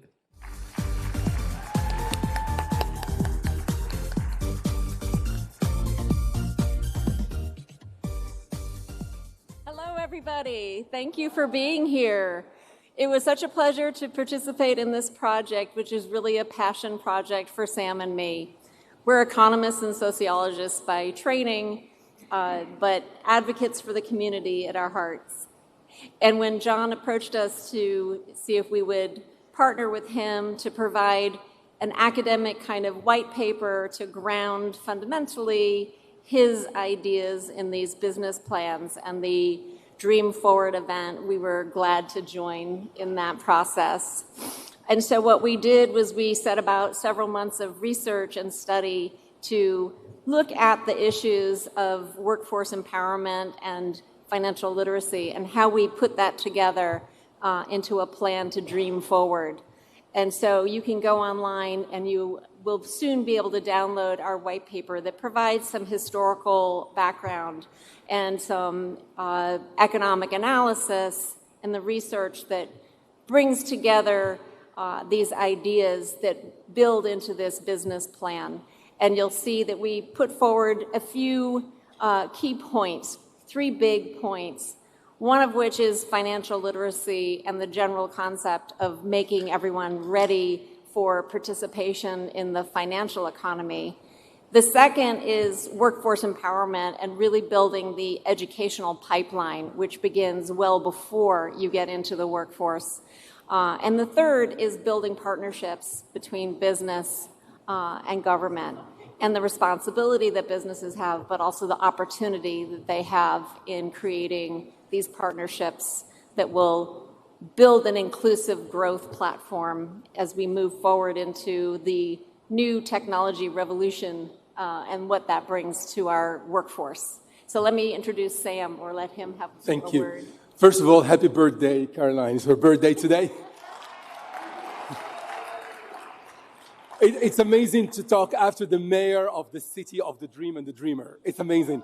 Beautiful ATL. We're going to teach a course, by the way, called ATL, Past, Present, and Future in fall 2026.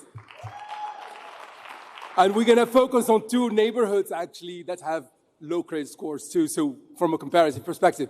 Let me say something about the takeaway.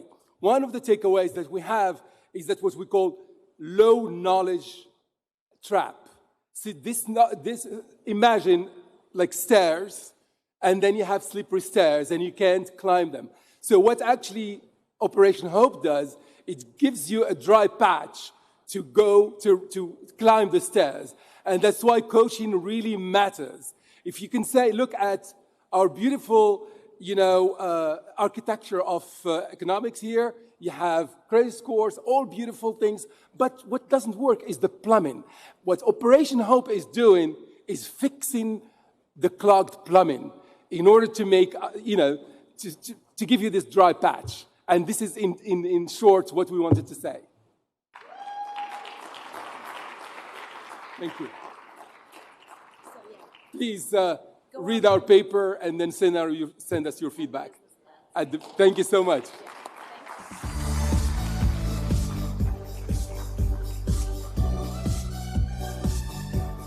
All right. It gives me great pleasure now to introduce some dynamic leaders to talk about so many great things for us, and they're building things big. The CEO of Open Door, Mr. Kaz Nejatson, Atlanta's own Emmy and Grammy Award-winning artist and entrepreneur extraordinaire, Killer Mike Render, and our moderator, the first Black woman to build a billion-dollar business, the legend that is Janice Bryant Howroyd.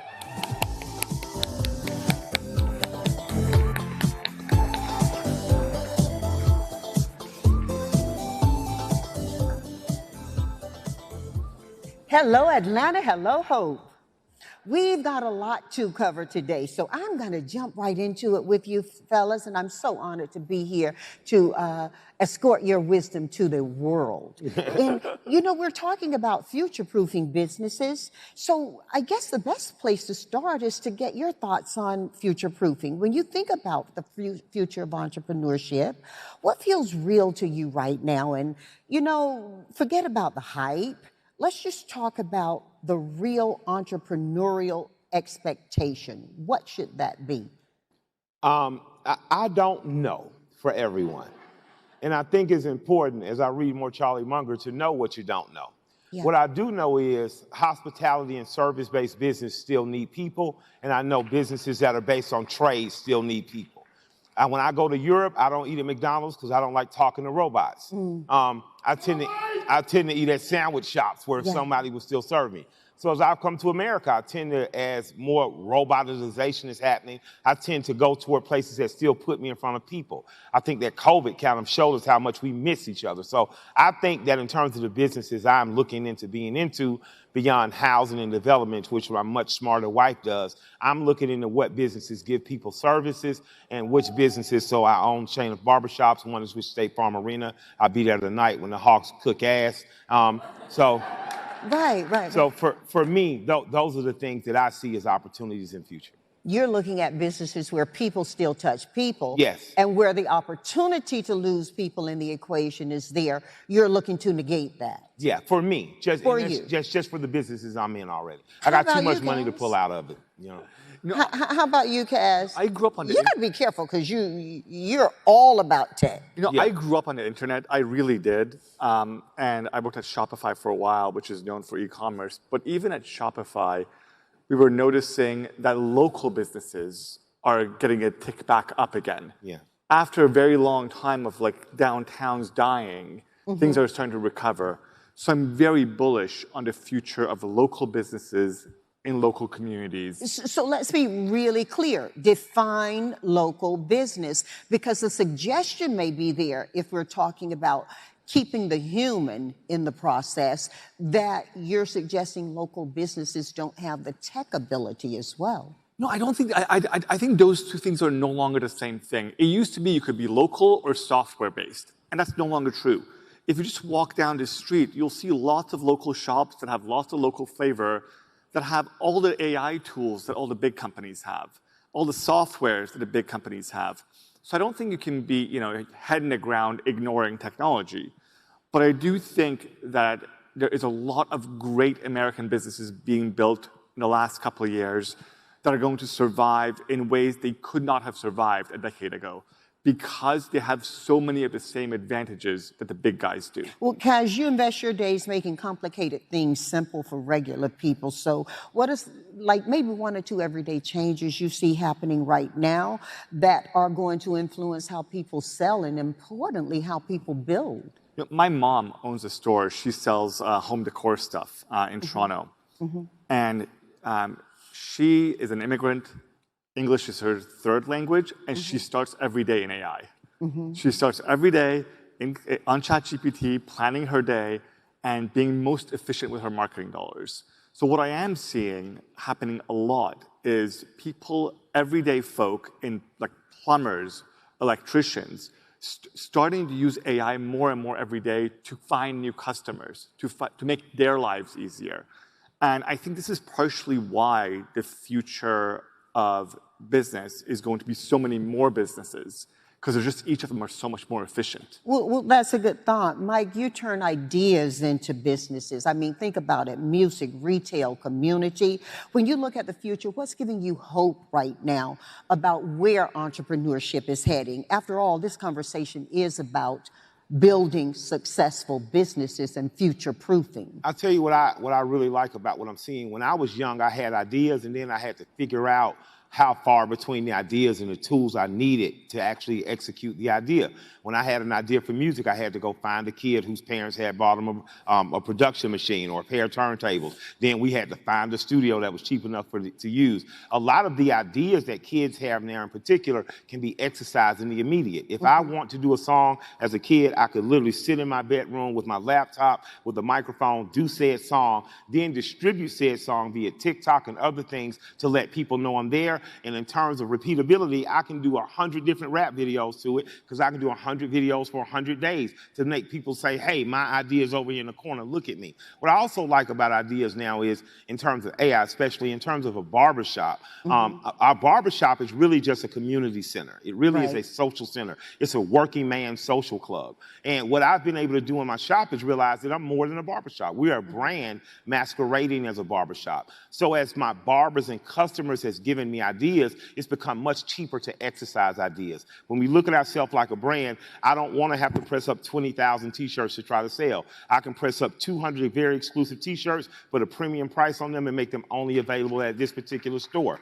So for me, what we've been able to do in terms of the swag shop, the shave, wash, and groom shop, is take our ideas, materialize them. COVID showed us we're more than just a place to get a haircut. We're a cultural center that people miss that will buy our merchandise. And even going beyond there, what we've gotten into now is product.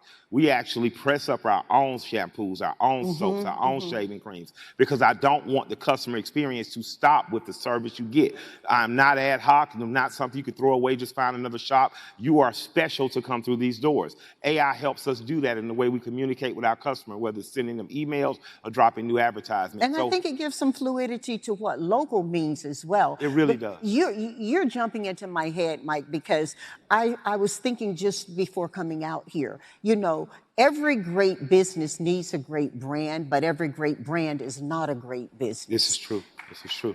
And I think a little bit of conversation around that is important, because each of you have experience leading businesses, different businesses at different times, but more importantly, you're leading businesses into the future right now. Yeah. Lean in on that. Well, I'm learning, and that's the beautiful thing I think about my journey is I knew how to be an artist. I knew how to take an idea, go in the studio, execute that idea. I knew how to write an idea down, video idea, shoot it. What I didn't understand is how much ideas are influence your business, and in terms of leaning into it, what I've learned is that I have an opportunity to have a clean slate and to do things totally different. I can take the local, very community-based barbershop concept. I can marry that with something very scalable, like what Pro Clips does and Super Clips and Great Clips does. They have great scalable models. They aren't cool, though. We're cool.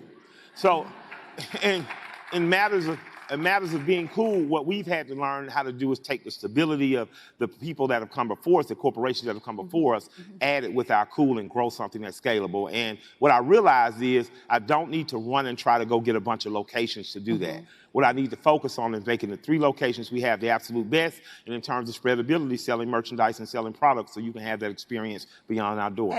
And being cool isn't just about the swag. It's more importantly about the emotional connection somebody's going to feel about wearing or using your product. Guys, let's keep it real, as I asked at the beginning. The cost of setting up businesses and doing businesses is different today. While the availability of technology support allows somebody to go from 0 to 100 in a day, the cost of doing business is real. And there's some undiscovered costs that you learn along the way, like healthcare, like employing more than 4 people and have a different set of requirements placed on you. Talk about that and give some guidance to that for the entrepreneurial spirit. And let me just footnote this question.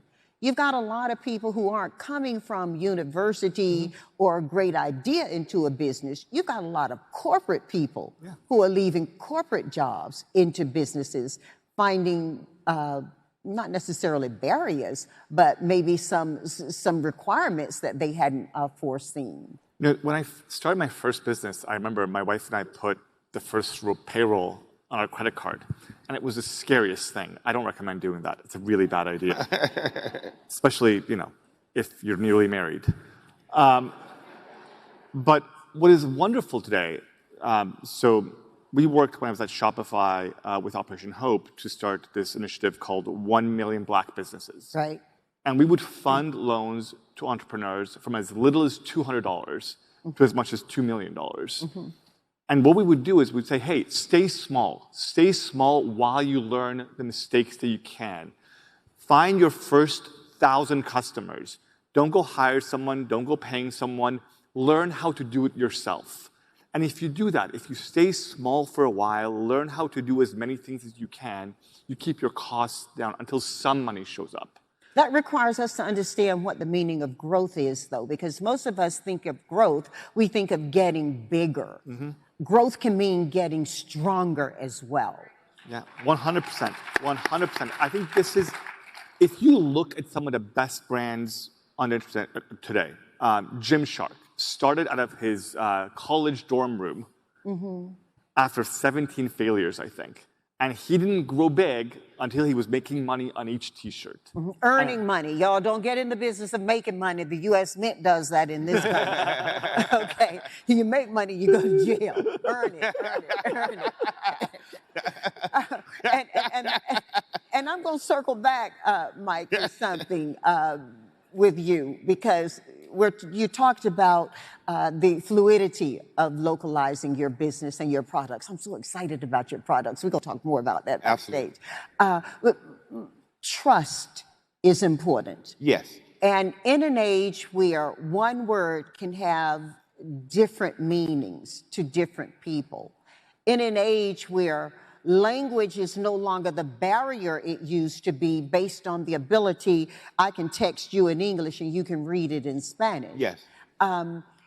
Trust is the one word that tends to have the same meaning wherever we go today. Yeah. But it also is the one word that can make or break a business in one day. Yeah. Lean in on the factor of trust, and not just about the importance of it, because our Hope audience is smart. Yeah. Talk about how we build that trust, but more importantly, how do we sustain that trust? Man, two customer interactions have taught me about trust. One with the swag shop, as we were growing the shop when COVID happened and we had to close down, a mother DM'd me and she said, hey, your barbershop is one of the best places for my boys to come to see examples of men that work, men that are decent, that provide good advice to them. I need you to keep that shop open because beyond being a customer and getting nice haircuts, this is where my boys cornerstone culture in terms of masculinity and manhood.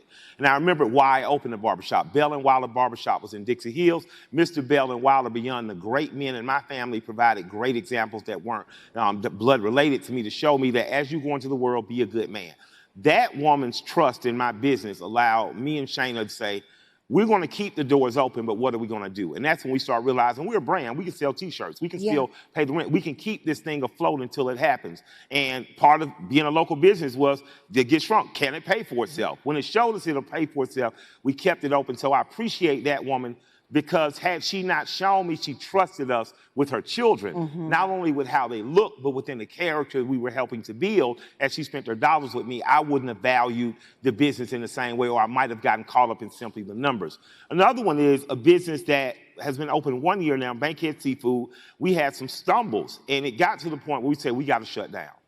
And when we were shutting down, we said, we got to make sure our customers know we're reopening, but we went too top heavy. We're spending too much money at the top. How do we reduce payroll? How do we redefine the system for how we serve people? We had to have 60 days where we had to get shit figured out. Yeah. And because that business was a legacy business we bought from a woman in the neighborhood we grew up in. The community trusted us to grant us money. They trusted us that we were going to do the right thing in the community. And when we closed the doors for 60 days, they trusted us to reopen. And as we reopened, the community has shown us and reciprocated that trust by coming and supporting. Now, we're now more streamlined, we're running more efficiently, and we're going to be able to grow that business focusing on that one. So what I've learned about trust is listen to your customer base and react as quickly as you can. And first of all, not the most important thing, not the first of all, but the most important thing you have is a good name and reputation, and you should fight hard. The Bible tells us what a good name is, and yeah. whether you go there or not, every great faith will speak to the value of a good name. Yes,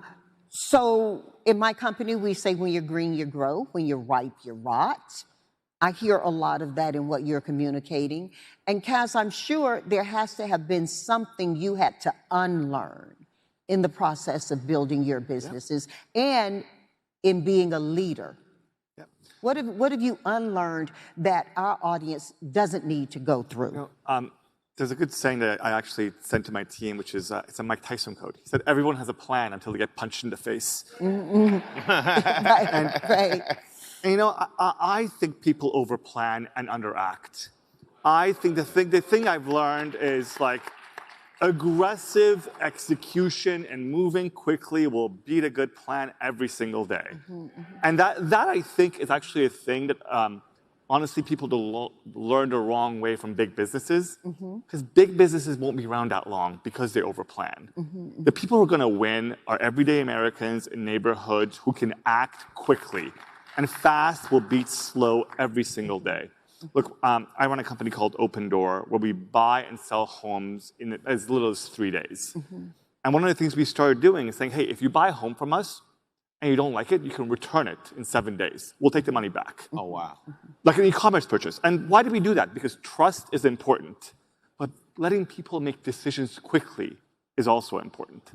And that's my main lesson for the past couple of years. Just be as fast as you can and everything will be fine. Many of the decisions you make in an enterprise-sized business can be made from the protection of scale. Many of the people who are starting tomorrow's business and looking to future-proof themselves are not deciding from scale. One of the things I've learned is that failing fast is important. Talk about that, Mike. Failing fast. Oh, I failed. I have failed and failed fast. I failed slow. I failed. I feel you.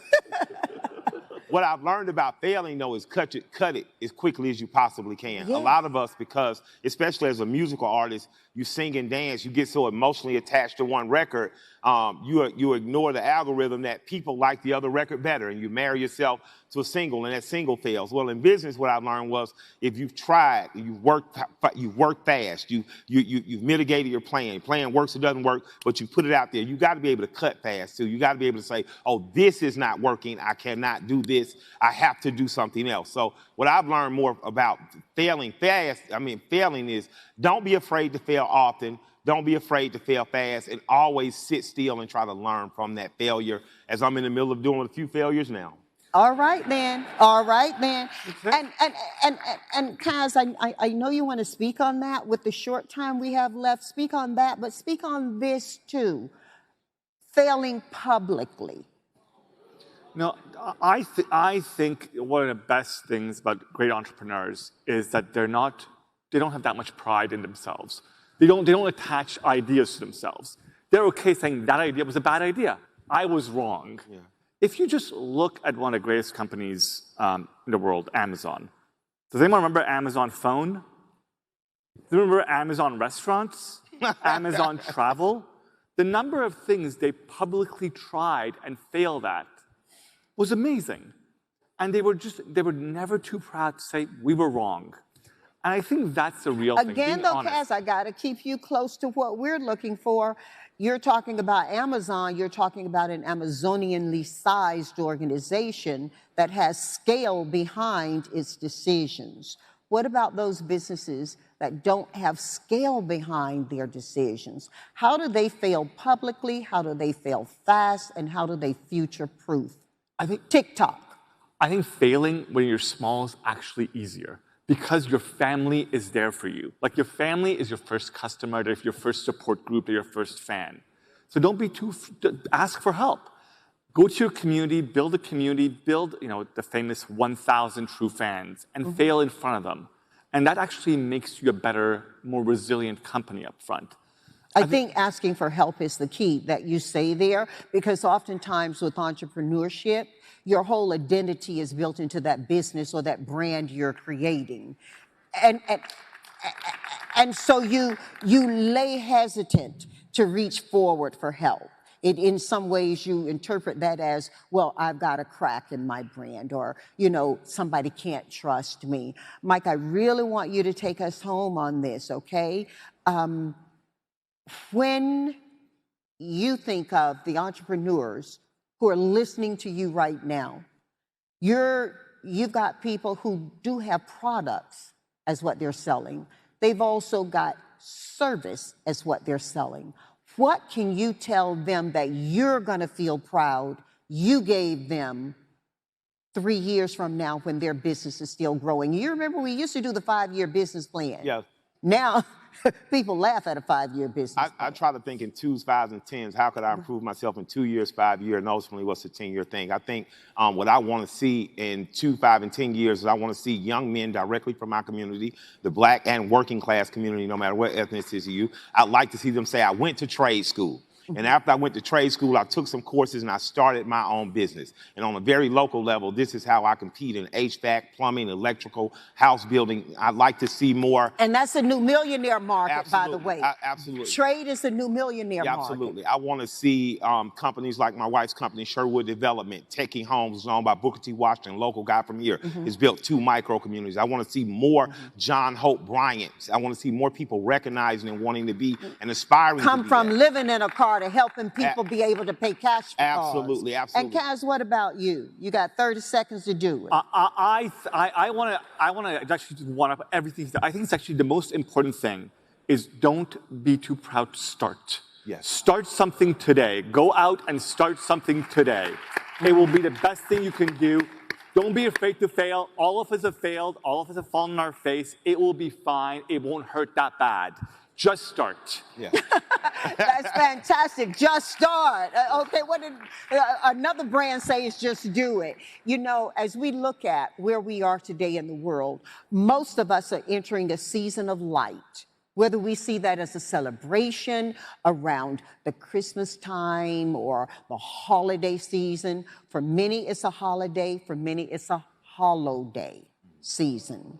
And I think that regardless of where we are, let's assure that we use it as a hallowed season. Amen. That we are lifting up others. And that's the message I think all of us are sharing here. In whether you're giving individual information on product, whether you're giving leadership information on service, the biggest message we can give is that it's perfectly fine, and in some places it's expected, that we all do well and do good at the same time. Amen. Amen. Y'all have heard that said before. Let's take that forward in this season of light, and let's make sure that we're all celebrating the lessons, the values, and the opportunities that Operation Hope and John Hope Bryant offer us with a splendid team. Thank you.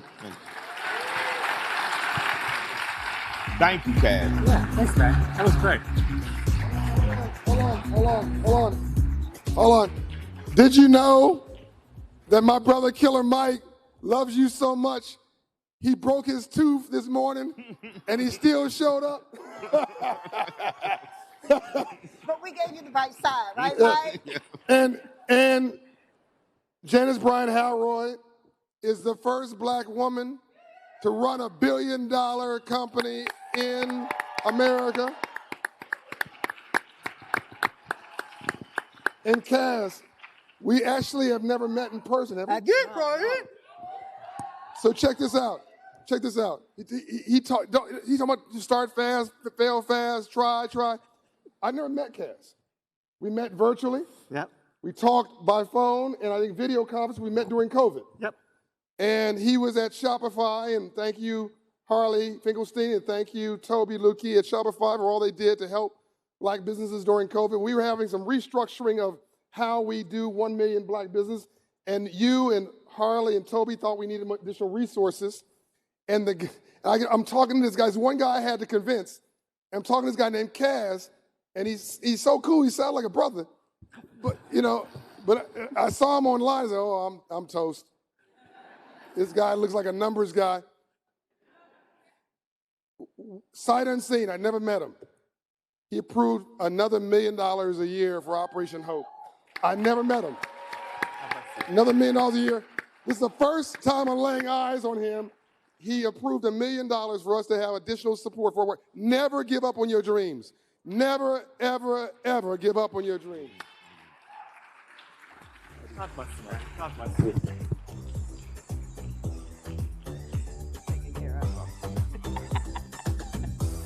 All right. I told Killer Mike to get his tooth taken care of. He's getting ready to do that now. All righty. Are you having a great time? Isn't it amazing? It is amazing. I love it. I love it.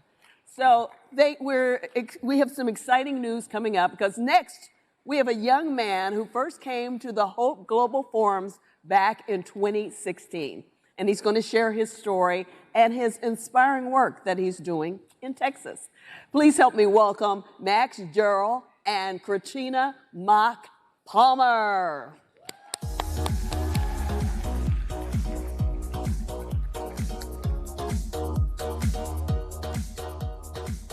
Good morning. First and foremost, I want to take the opportunity to thank John Hope Bryant and his entire team for empowering us to make real, everyday impacts in our communities. My name is Max Gerald. I'm the founder of Reach America, a nonprofit organization that creates stronger communities while also building citizen leaders by weaving together university students and the working families who make life possible on campus. Today, I'm here to introduce you to one of those citizen leaders, a woman who embodies resilience and determination, the owner and operator of Nini's Child Care Center, a graduate of our inaugural REACH project and Operation Hope's 1MBB partnership, and on top of that, just last year became the first black woman to own a commercial building in downtown Navasota. It is my honor to introduce you to the one and only Miss Christina Mock Palmer. Hello, hello, hello. I'm sure y'all are wondering and want to know how did I come from a struggling daycare center to a striving child care center. I went from a 12 home daycare center children to a 44 children child care center with the help of the REACH project and the Operation Hope, Antonio Lynch.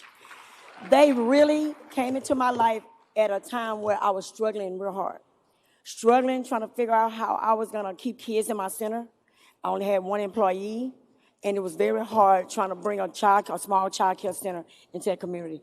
But with the help of the classes that I took at the REACH project, and I graduated the first year, which was a 17-week course, the second year was a 28-week course. I learned all about marketing strategies. I learned about how to get funding. I have never written a business plan until I got that class. So I wrote my first 30, 60, 90-day business plan. I had to follow it. The thing about when you're going to classes like that and you're learning, getting all that information, you don't just get that information and write it down and look at it. You work. Do the work that you're given. And I did the work. I got out there. I was marketing. See, when I was in my home care, I didn't know how to market besides tell people I have a daycare. But once I learned the strategies of marketing and the strategies of the funding that I could get with child care, we don't have a daycare. We don't babysit. We have a child care center where we teach and educate our children. And because of the REACH project and all the information, the tools and education that they gave me, I was able to turn my small daycare center to a child care center. Now I am at 6 figures, my business at 6 figures. And I thank God for that. So in order to keep a small care business, to make it a big business, you have to dream, you have to do the work, connect with the right people, trust God, and trust the process. Thank you.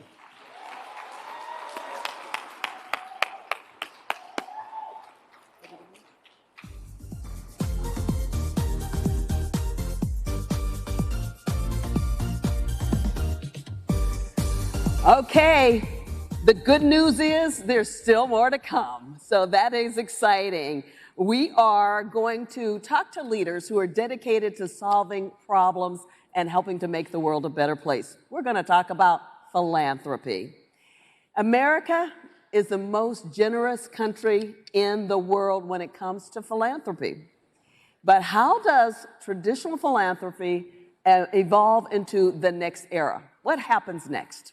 Well, joining us are some of the most prominent and innovative leaders in that field. So please join me in welcoming the president of the AARP Foundation, Claire Casey, the chairman and CEO of Stand Together and president of the Charles Koch Foundation, Brian Hooks, the CEO of United Way Worldwide, Angela Williams, and the executive chairman of U.S. News and World Report, Eric Gertler.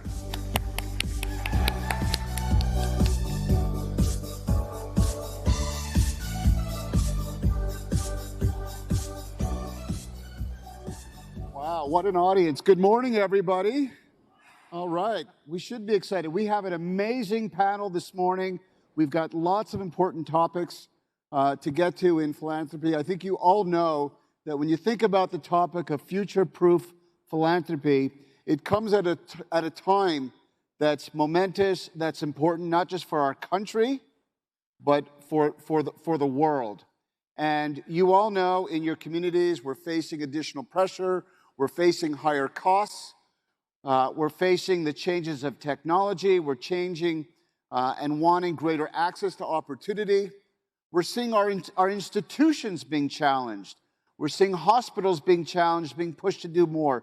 Our universities are looking to do more to train the next generation of students. And our local community organizations are having to do more to solve issues for our communities. And so we have all the answers here, so not to worry. We're going to get to everything with this amazing panel. They've already been introduced, so I'm not going to go back and introduce it. I'm going to start with Angela first. You have run an organization that is 138 years old? That's right. 138. So in the same way that philanthropy is changing, you need to think about how your mission has changed, but perhaps your values have stayed the same. So talk about how you think about changing an organization that fit the needs of 100 years ago, but identifying and resolving those issues today. Thank you for that question, and good morning to all of you. One of the things that I think is important for us to realize, and we should always keep in mind, that our core mission and values should never change. But what we do recognize is that there are so many externalities, pressures, man-made or natural-made crises that are created and where we find ourselves today in 2025. And so some of the things that we take a look at United Way Worldwide, because we are in 35 countries, recognize that, one, we want to ensure that every person in every community can thrive. What does that mean? You heard the announcement that John Hope Bryant, Van Jones, and others said about the impact on AI in the workforce. So as a nonprofit that focuses on economic mobility, we think about what are the tools that we can tap into using technology to ensure that people have the opportunity to reskill, upskill, and or do other things that are make sure that they're innovative. The other thing that I will say, as a 138-year-old organization, we still keep in mind that it is important to maintain this human connectivity. In this age of AI and technology, it is so easy to default to the tech. But we are, at our core, human beings, spiritual beings, and so we must not forget that. And so in doing the work, whether it's in corporations, whether it's in the nonprofit sector or the government sector, don't ever forget, we still need the human-to-human connection. So you address 48 million people. How do you maintain that human contact with 48 million people in 35 countries around the world? We do it through our millions of employees, volunteers, donors that go out and volunteer every day, that give of their treasure, that activate communities. We work in partnership with more than 70,000 nonprofits. So there is, at least in the United States, a united way in your community, because we cover 95% of communities in the United States, and we fund and partner with other nonprofits. So again, the key is really partnership. So, Claire, your organization is a very young, 60-something years old.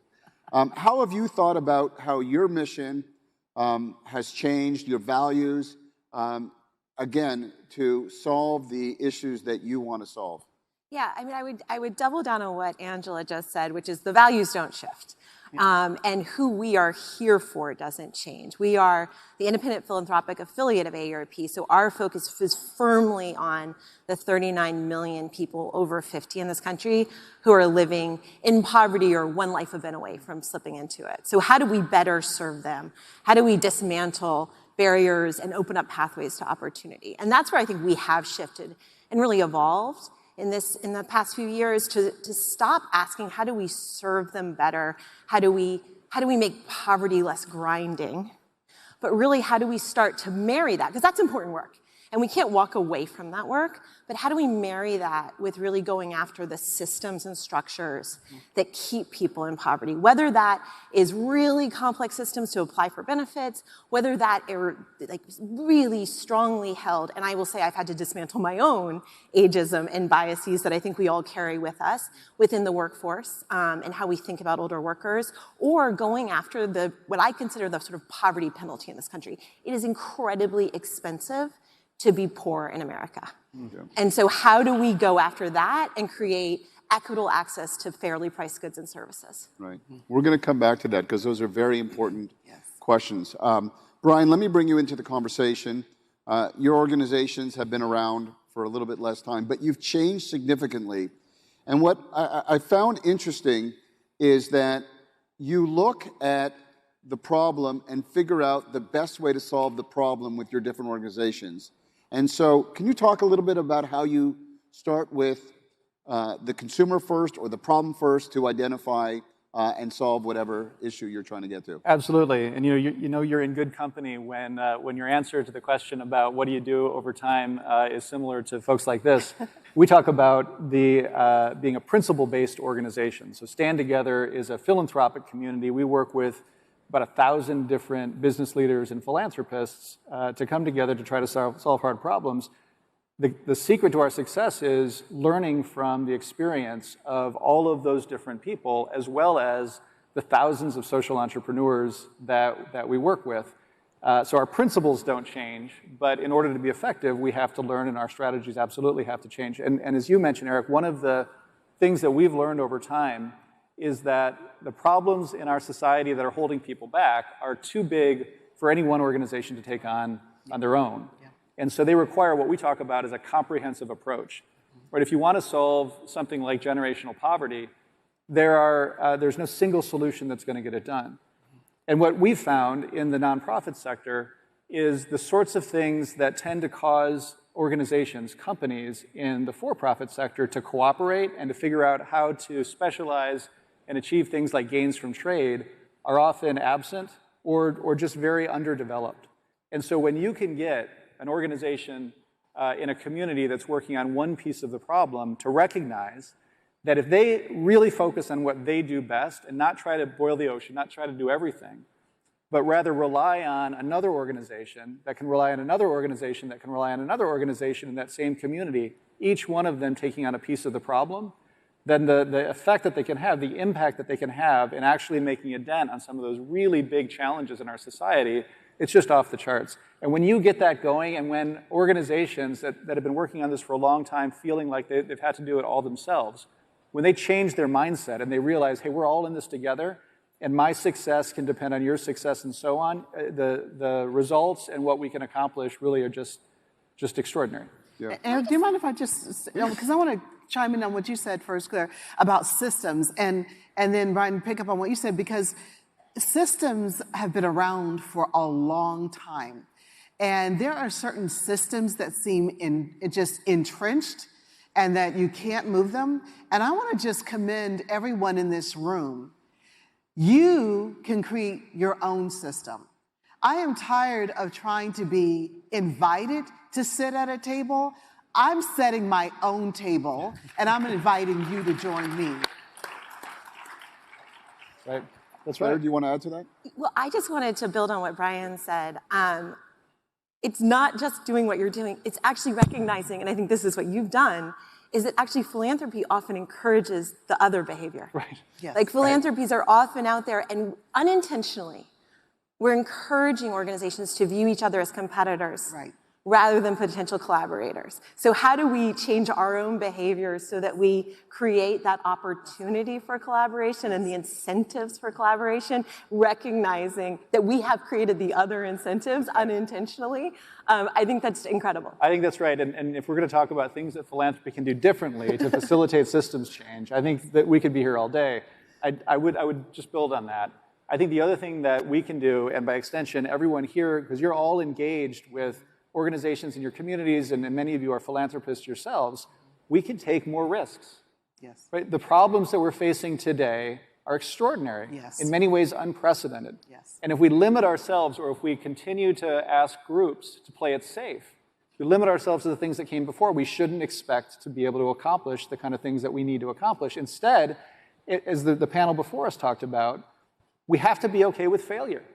We have to be there and help people to say, push the envelope a little bit further, because for as many times as you're going to fail, that one time that you discover the new and better way to solve a big problem, that's what's required right now. So Brian, when you talk about the fact that we're dealing with some of these unprecedented challenges, I look at that and say, okay, 100% we're dealing with poverty, we're dealing with homeless, we're dealing with some immediate crisis that we got to solve today, yet at the same time, you need to think about the long term and how do you have an innovative solution in changing the systems. Yes. Now, in business, it's a trade-off, it's profit. You're dealing with people's lives. So how do you balance that tension? I'm going to start with you, Angela, because Brian told me to ask you the hard ones. You get the hard ones. Okay, then I'm going to toss it to you. So let me give you a couple of examples. Most recently, starting with January of this year, what was incredible, the wildfires in Los Angeles that affected so many people.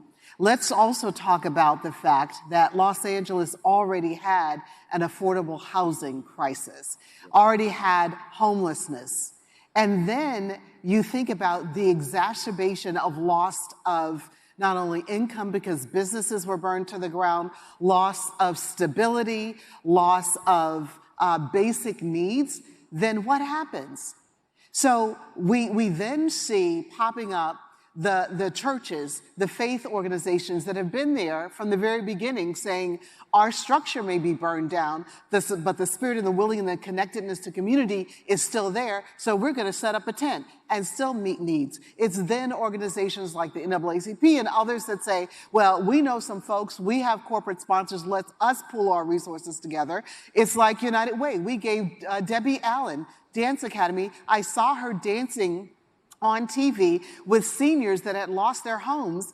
And so we gave her Academy money to celebrate what she was doing in community. And so when we come together, recognizing that, yeah, we were there before the crisis happened, we were there during the crisis, and we're not leaving, and we're going to do what we can to rebuild and to make sure that everyone has an opportunity and they're not just pushed out somewhere and can never return. Claire, how do you think about that tension between solving immediate crisis and solving it for the long term? Yeah, so we're in a fairly unique position in being both a direct service organization and a grant-making foundation. So our direct service really is meeting that immediate challenge. United Way is one of the other organizations in this country that does the most free tax returns, a huge and important service for folks to access important benefits, not to pay taxes necessarily, but to access benefits that are available to them. We do a lot of job coaching and getting people back into the workforce.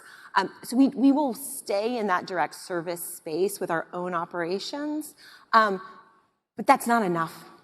Meeting the immediate need is not enough. So one of the things that I'm most excited about at AARP Foundation is our litigation. And it's a bit like venture investing because you're taking big swings, you're placing bets, you're saying we're gonna go after some cases that could change the way people understand the law or create new precedent so that we will fundamentally shape the environment that the folks we support are working in. And I'll give you our most recent success, which we're very proud of. We were part of a lawsuit against Meta recently on behalf of real women in trucking because Meta was not serving trucking ads to women and older people. You simply would not see the ads. So you were being denied value by Meta, and that was driven by an AI algorithm. And I'm sure it was based on good intention. They were trying to serve their clients. Who's the most likely candidate for this job? I'll give you the cost-efficient solution. So we sued Meta, and they've changed their algorithm so that people have equal access to job opportunities. Great, great. So, obviously important success. You identified a problem, solved it. Brian, over the long term, how do you think about tracking success? How do you think about the ultimate impact you have on the end customer? Right. How do you think about the use of data today in terms of ensuring that you're getting right what you want to get right? I think that this is one of the most exciting topics in philanthropy. So maybe that tells you more than you want to know about me. I get very excited about data. But when you get the privilege to support the number of organizations that we do, and certainly that your organizations do, data is a really important part of the operation.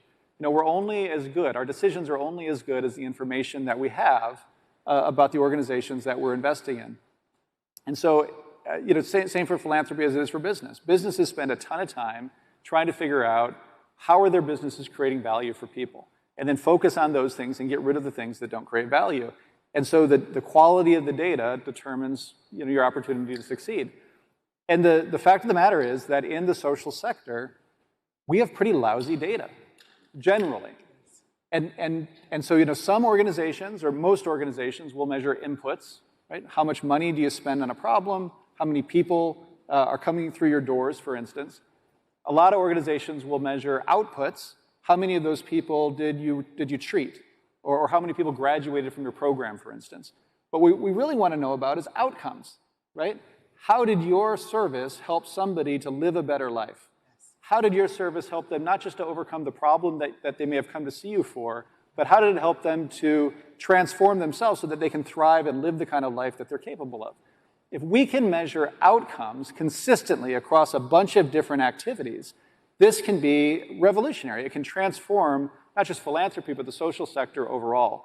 You think about it, if we have better information, donors who are directing resources will put resources into programs that work better. Organizations that are serving people will invest in the programs that work better and get out of the things that don't. But most importantly, the people who are benefiting from these services will be able to make good choices about the services that they seek given their circumstances. So this is kind of like the brass ring. If we can figure out a way to more consistently measure outcomes, we can change things for the better. And so one of the things that we're doing, and I want to ask, we are going to ask you the hard questions. We've got a partnership with United Way, which I'm so excited about, through the work that they do to support 211 services in communities across the United States. But what Stand Together did about a few years ago, we started something called Customer First Measurement. And it's this radical idea that if you want to know how well a service is helping somebody, maybe you should ask them. Right. Why not, right? Businesses do this all the time. Things like Net Promoter Score and that sort of thing tend to really inform good decisions in the service industry. Let's do that here as well. And so today, that's what we're doing. We're doing it at a pretty significant scale. You come to a service, you get a text message a few days or a few weeks, whatever's appropriate afterwards. Hey, how did it work for you? Did it help you meet your need? Did it help you do more than that? And when you do that at scale, right now, we're surveying one person every 3 minutes in this country, and we're just getting started. And in partnership with United Way and other organizations through this 211 program, we have the opportunity now to bring that outcome measurement, that information, into the hands who are providing services to people to make sure they get better services. And just in the pilot program, we've already helped to refer over 600,000 people using this sort of outcome measurement with a higher degree of confidence that they're getting the services that are going to help them not just meet their need, but ultimately transform their lives. But So to Angela, scale, we get I to know do it with Brian United wanted Way. me to ask you all the important questions, but how's that partnership working out? Well, you know, I think we can scale it even more. What do you think? Absolutely, absolutely. And I do actually want to say that for those of you that don't know, 2-in-1 is a health and human services hotline that's been in existence. Started here in Atlanta, actually, and it's in the US and Canada. We take in about 50,000 calls a day from people all over the world, and then we launched during the government shutdown, 2in1.org on the United Way website, where you can log on and a person can type in their zip code and find food resources. But one of the things that I want to say is we're doing a similar project with AARP for caregiver support, where AARP said, how do we make sure that caregivers get the resources that they need? And the outcome from this joint partnership has been tremendous. And it shows that we're giving about 5 to 7 resources that actually stick per caregiver when they call, and it's helping them out tremendously. And in that case, what are you measuring? You measuring the caregivers, or how are you tracking then? Tracking the number of caregivers, number one, but two, are these resources, how are they working for you? Are they sticking with you? Are they helping you to be improved? And I don't know if you all know, I'm a caregiver, and it's hard. Working a full-time job, caring for a parent or other person, you're stretched and you want to know, where can I get the support? A lot of us in this room, I'm sure, are in that situation right now. So it's about how do we help improve and change lives in a very meaningful way. So Claire, jump in. How's that partnership working out? And That is a partnership with our mothership, but I am so excited about it. I have also been a caregiver. I think we will all, if you are not yet, you will be a caregiver. Like, that is the reality of America.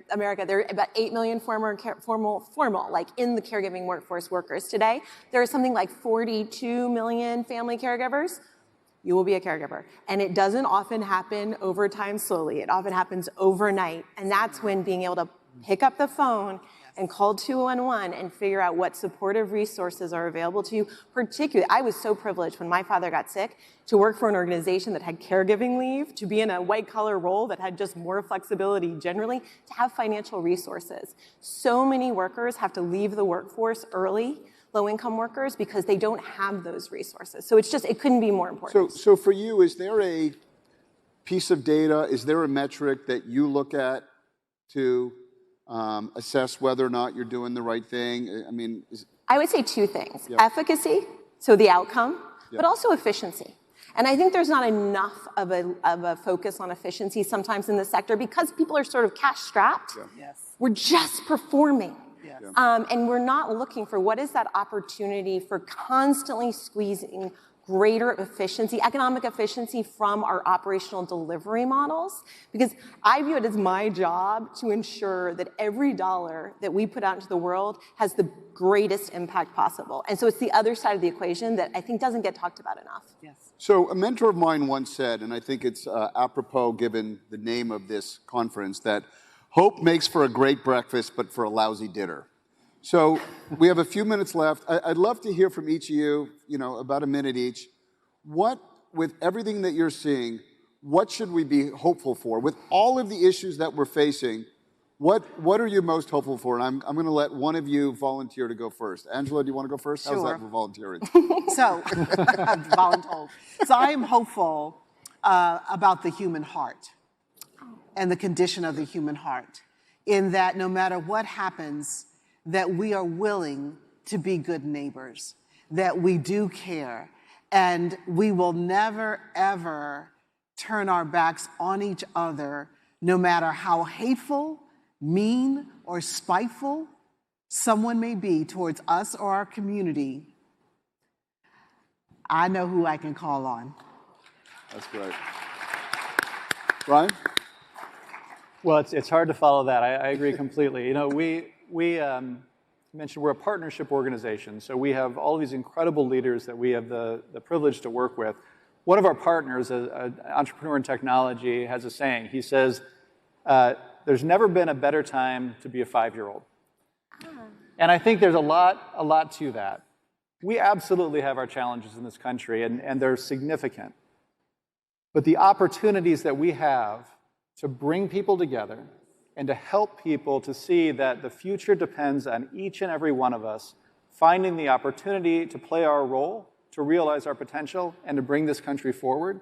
You know, we're approaching the 250th anniversary of the Declaration of Independence.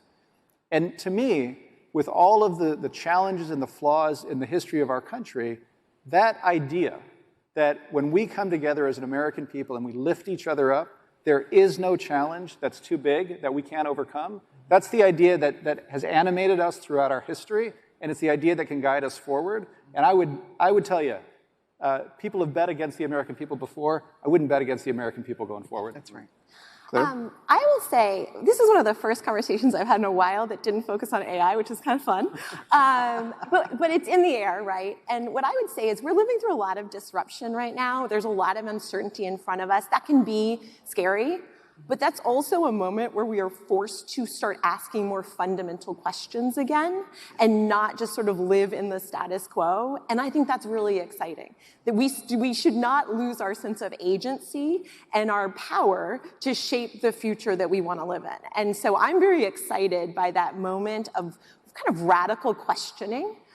Because everything is sort of up for grabs. We don't know what 2030 looks like. And I don't think we've not known what 4 or 5 years out was going to look like in a long time. Yeah. Well, I will tell you that I was supposed to talk about AI, but I think we had a much more interesting conversation talking about how we, radically question everything, how we come together as a people, and how we always turn to the human heart to take care of others. Everybody, please give me a round of applause for these great panelists. So thank you.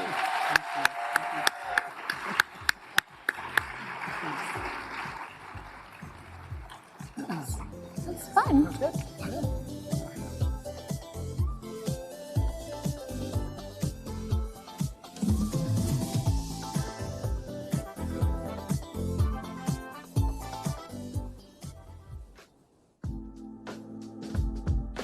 My name is Francisca Francois. I am the founder of Ava Beauty. We are a Black-owned inclusive makeup brand that's based in Los Angeles, California.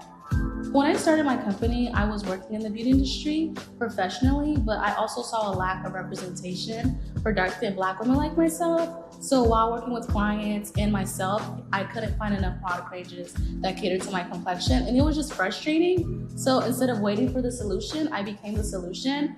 And I founded my brand in 2017 and it launched in February of 2018. I've been in the beauty industry for over 10 years. While working in the industry, I saw a frustration for dark-skinned Black women like myself. Like, there was just a lack of products in the beauty industry, and alongside while working with clients, I just couldn't find products that catered to my complexion, and it was frustrating. So instead of waiting for the solution, I became the solution, and since then, Ava Beauty was started and was founded in 2018, and we just really want to amplify the voices of dark-skinned Black women while also empowering melanin hues because we are the most underserved in the beauty industry. What I've appreciated about the 1 Million Black Business Program is the different resources it has. So I've been able to learn a lot more about my finances and how to structure myself as an entrepreneur, while also leveraging a network to work with other professionals and people within my industry that can help me grow. So aside from the finances, I'm able to, build with financial advisors that are giving me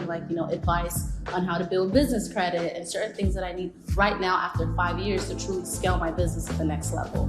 Right now, what I'm most optimistic about is just truly empowering Black women. We're in an industry and economy where Black women always have to be strong and we're always having to do so much. So within my brand, I'm changing the narrative, giving Black women the resources we need within our industry, but also just empowering us that it's okay to be soft, it's okay to take down your guard and just really love yourself. Because as a dark-skinned Black woman, like I said, colorism is real, and a lot of the times we face it within ourselves or we face it within other people. So just really empowering Black women through different things and showing them within our products, we are more than just a beauty brand that has products. We're also here to truly empower Black women.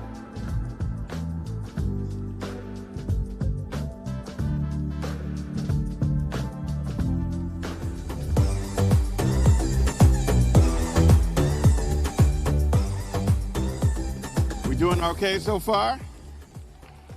You're not tired yet, are you? We still got some more show to go. Well, just want to thank you for, again, being with us and taking the time with us. I want to announce a very special partnership with a partner named Right Management Group. Is Right Management Group here? Anybody here from Right Management? Okay. Well, they are a partner of Operation Hope. They joined forces with us and leading global talent and career management firm. And they do more to prepare people in jobs. And they've been very responsible for doing a number of webinars with Operation Hope, getting people prepared and helping them along the way, you know, with job searches and things of that nature. And so I want you to give Right Management a round of applause for their support, their commitment. They're a new partner of Operation Hope, and we are extremely excited about that partnership and the future that we're going to be doing some great things together.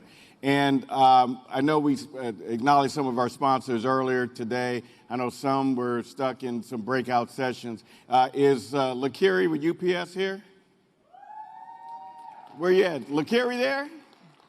LaKiri Jackson, want to just acknowledge UPS as one of our legacy partners on so many fronts.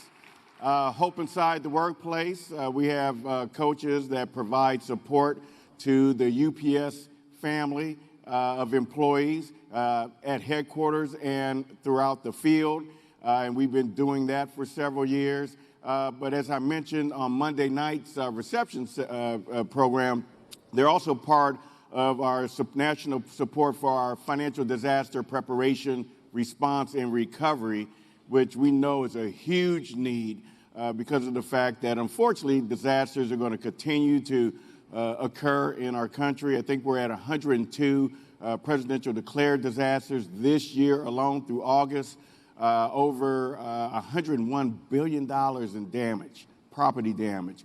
So the need to have great sponsors like UPS supporting our efforts in times of need to those residents and businesses that are impacted by a natural disaster, national disaster, and otherwise is so important. And so, LaKiri, you know how much love I have for you and UPS. Let's give them a round of applause for the great work that they're doing as well. And then we also have Citibank, who, again, acknowledged on Monday, but it really requires additional acknowledgement because of their work on multiple fronts. We are part of the Atlanta Public Schools Child Savings Program, where every kindergartner gets a bank account opened by Citibank. Over 11,000 kindergarten students over the last 3 years now have bank accounts. Absolutely. And when you have a bank account, studies have showed that the graduation rate increases 70 to 80% because of having a bank account, and then graduating from college, that grows as well. So Citibank has been part of our program for the last 4 years here in Atlanta. And then they also have come on board as a disaster response partner in LA, which is hometown for myself and Chairman Bryant, tied to the LA wildfires that's affected residents and businesses in Altadena as well as in the Palisades. So we really thank Citibank for stepping up, along with our other disaster response partners like PayPal and others, American Red Cross. I think Earl Brown is still here with us. We've been rolling with Red Cross from, I think, many, many years, going probably back to Katrina. So it's very important that we acknowledge our disaster partners, because anytime a disaster occurs, it can affect anyone. Lastly, I'll say about our partners. Again, it's not about the sponsorship. We appreciate the support. It allows us to keep doing these types of programs at pretty much no cost. But also the work that we're doing across the country is so important. And so they're not just cutting checks, but they're on the ground with Operation Hope and our coaches. And you're going to get a chance to hear feature one of our newest partners, Credit One, with our coach that'll be in Las Vegas. And why that's important, you know, where John and I come from, Compton, California, Carson, California, respectively, we call that street cred. So all of our partners got street cred with us. Let's give them all a round of applause. All right, we're going to get the next part of the show going.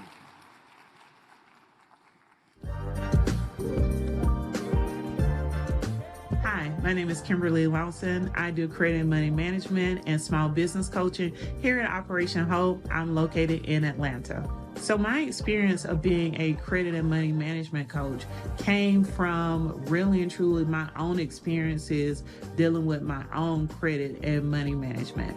I can say that I was not taught about credit reports, credit scores as a youth because my parents did not know much about their credit until they became an adult. And so once I went through the training that was offered through Operation Hope, and I began to learn more about how credit and money works, because understanding that money is a tool first and foremost is really, really important. So as I educate myself more, I'm able to help my clients more. And they don't know that they're really helping me as well, because it really just reaffirms that I am truly walking in my purpose. And that's what I view it as. Coaching is part of my purpose.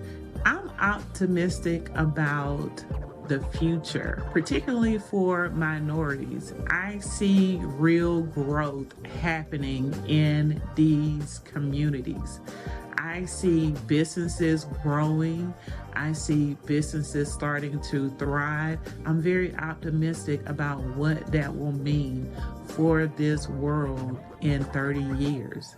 I'm optimistic about Operation Hope and the growth that will continue to happen.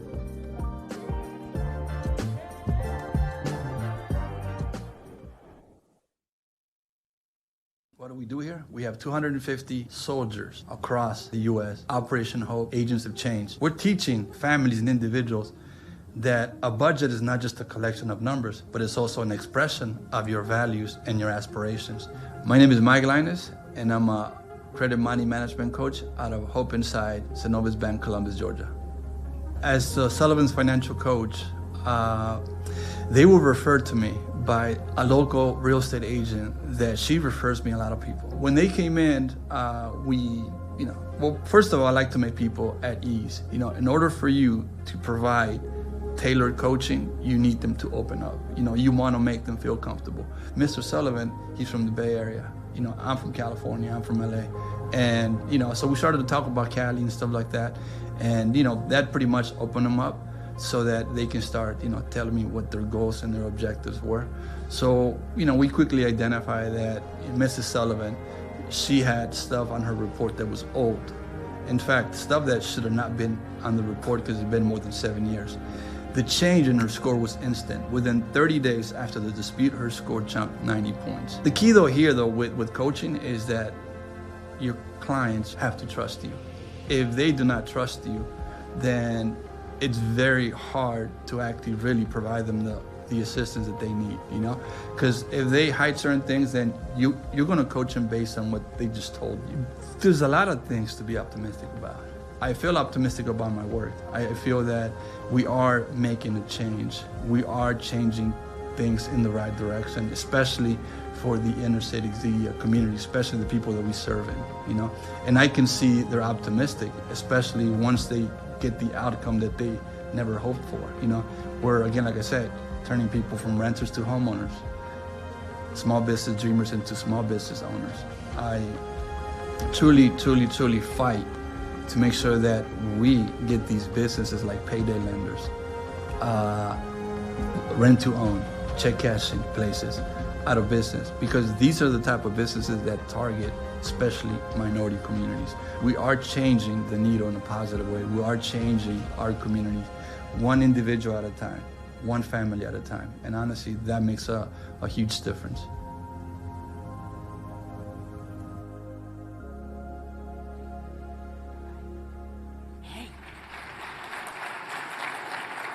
All right. We're going to have a couple of other acknowledgments and continue some of our discussions. I asked earlier, because every time I'm walking around, I get individuals saying, thank you. We've been here for 11 years and 5 years, and this is our first time. So do we have any of the delegates here right now who've been to the Global Forum for at least 10 years? Let's hear from you. Clap if you have. Okay. Yes. How about 5 to 9 years? Some more. Okay. Pretty okay. good. Pretty good. 2 to 4 years. Okay, that's right. That's right. Stand up, big knowledge. That's what I'm talking about. First timers. Woohoo! Woohoo! Hey. Awesome, awesome. And how many are coming back next year? That's what I'm Knew talking it. about. Knew And it. it's so interesting, Donna, that those who've been here 2 years, 3 years, or 4, they're telling friends and associates and family members about it, and then we're just keeping this train rolling. Keep it going. That's so we it. thank you, first-timers, for being here. We hope it won't be the last, and we really appreciate each and every one of you.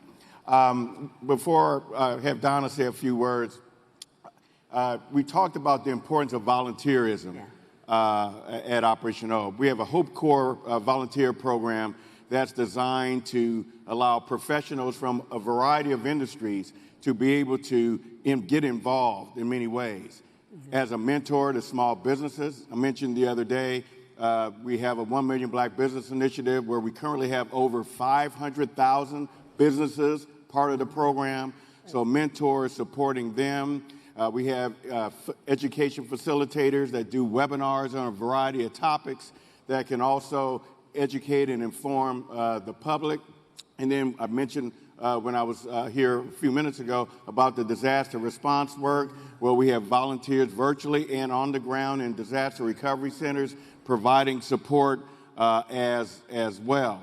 And then we have volunteers that are in the classroom at APS, Boys and Girls Club, YMCAs, teaching financial literacy.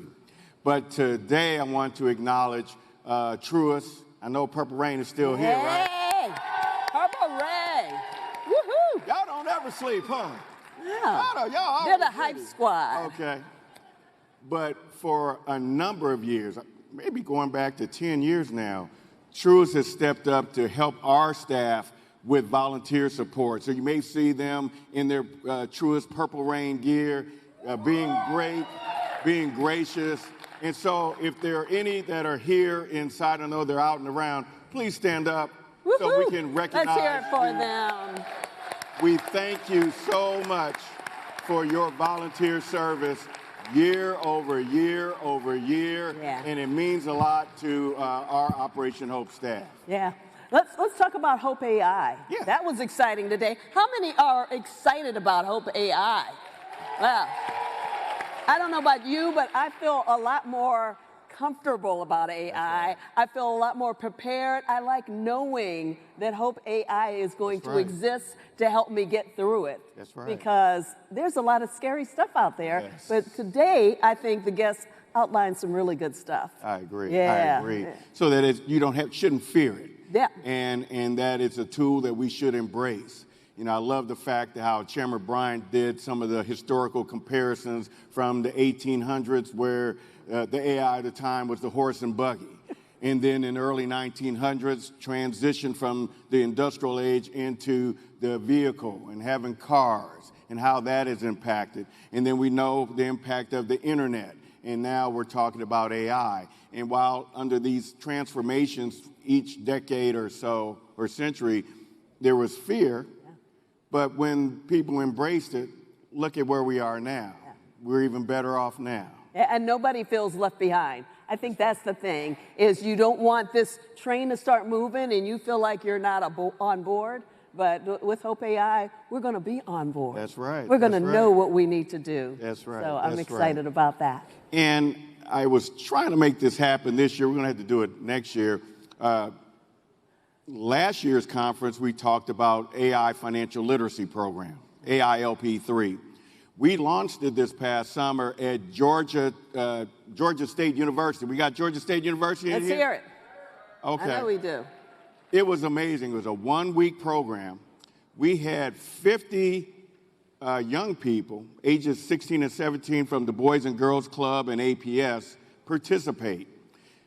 They didn't know what they were getting themselves into. But the whole week was about meeting with mentors and facilitators with the goal of each of them being broken into groups of 8, creating a financial literacy app in 1 week. I can tell you, I saw them day one. They act like, well, this is my summer break. Why am I here? To at the end of the week, they were so engaged, polished, suited and booted, and they did presentations on their apps. In 1 week, they developed some very impressive apps. And so hopefully next year's Global Forum will be able to feature them. Yeah, an app for financial literacy. That's right. And young people came up with it. How about that? In a week. Yeah. In a week. In a week, It probably yeah. took me 5 years to figure it out. Yeah. This has been wonderful. How many feel you're more prepared after attending this event to go back home and come up with your own ideas for things? How many? Let's hear it if you have. Yeah, right? Because I think what this event does, and I love that it happens in December, because it's right around the time we start thinking about what the new year is about, and we can start thinking of those ideas. You come out of this event and the ideas are flowing about what you can do personally for your business, for your finances, for everything. So That's very right. exciting. Absolutely. And I love the fact that when you all leave, the words we keep hearing, inspirational, encouragement, hope, no pun intended. So that is our mission, is to bring all of you thought leaders together under one roof for 2.5 days to not only enjoy all of our great main speakers from all over the world, but to engage with each other, share ideas, network, because at the end of the day, we're stronger together than working and operating in silos. So we appreciate that. Yeah, it's really true. We are a big group here. We're all family now, aren't we? Yes. We're all Part family. of the whole family. We're the Hope family.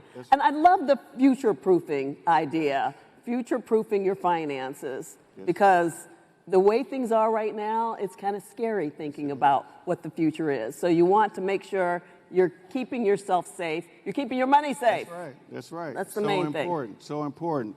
Did you all enjoy when we announced what Clark Atlanta was doing with that investment fund? We had a couple of students.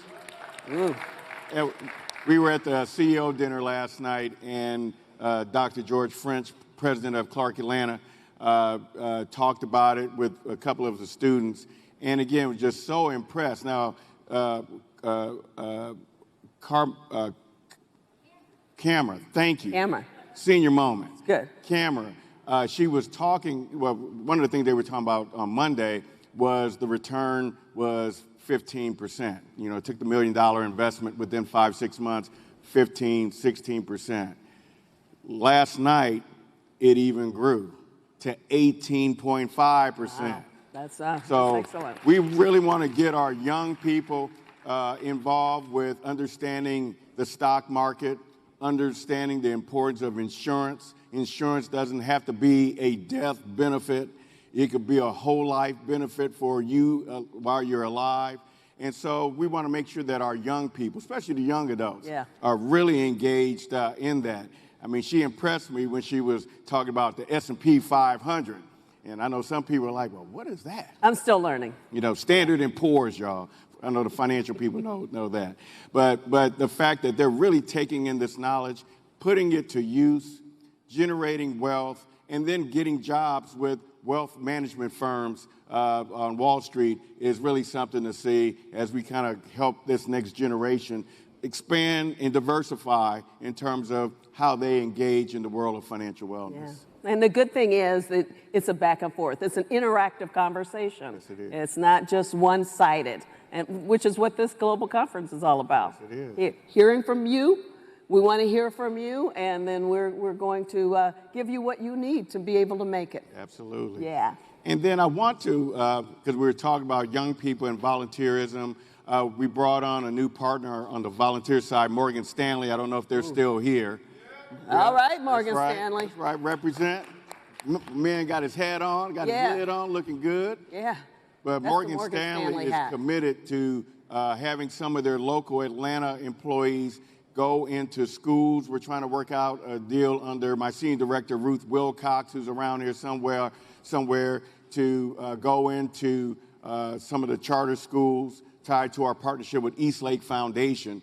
educating them on financial literacy, but also through our Atlanta Uplift program, where we have volunteers go into after-school programs like Boys and Girls Club, as well as APS. I think so far this year, actually, over 2,500 students have completed that Uplift Atlanta program. That's so we're amazing. very appreciative of that. And so thank you, Morgan Stanley, for stepping up. That one guy in the hat, yes. Yep, Thank the one you. guy with the hat. Absolutely. So we know we have a good closing couple of sessions for you. Before we conclude, we thank all of you for being patient with us throughout the last 2.5 days. Again, none of this happens without you.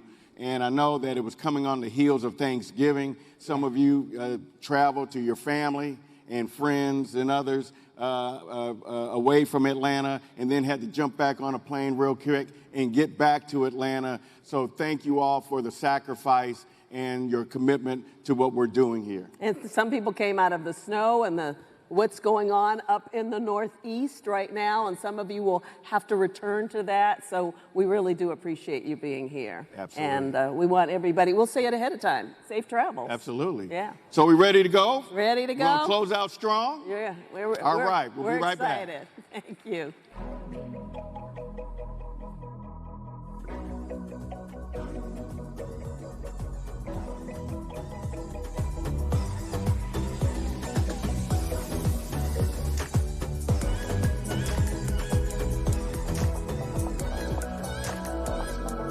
I'm a Queen of Fame. I'm a part of the One MBB initiative.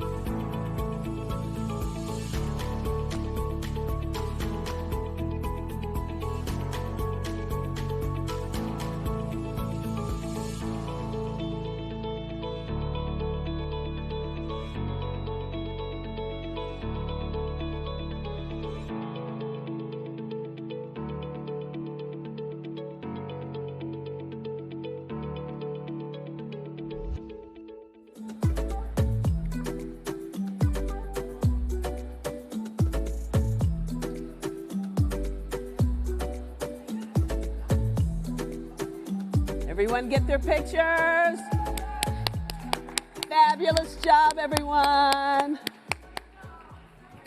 Thank you. All right. Uh-oh. Uh-oh. Uh-oh.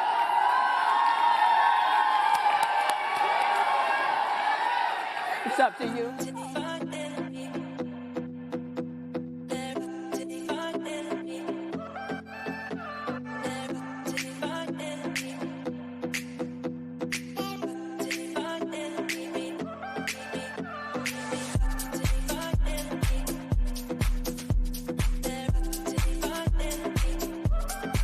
We really want to thank Credit One for putting on that panel.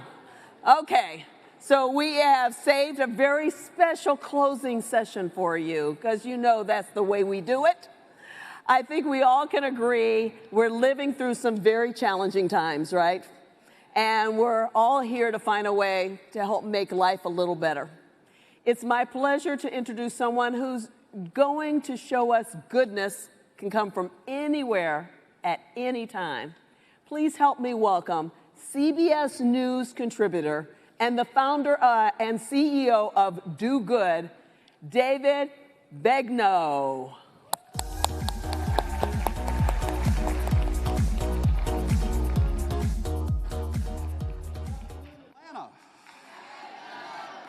Y'all ready to bring this on home?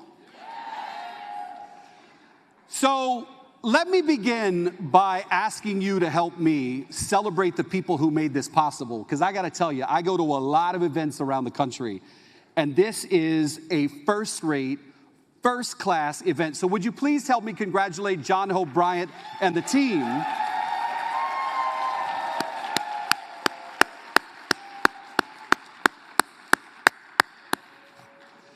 So John called and asked me if I would come and do what I believe God put me on this earth to do. In fact, if I can brag for a moment, it was Oprah Winfrey who said to me, when I see you on television, I realize you are doing exactly what God put you on this earth to do.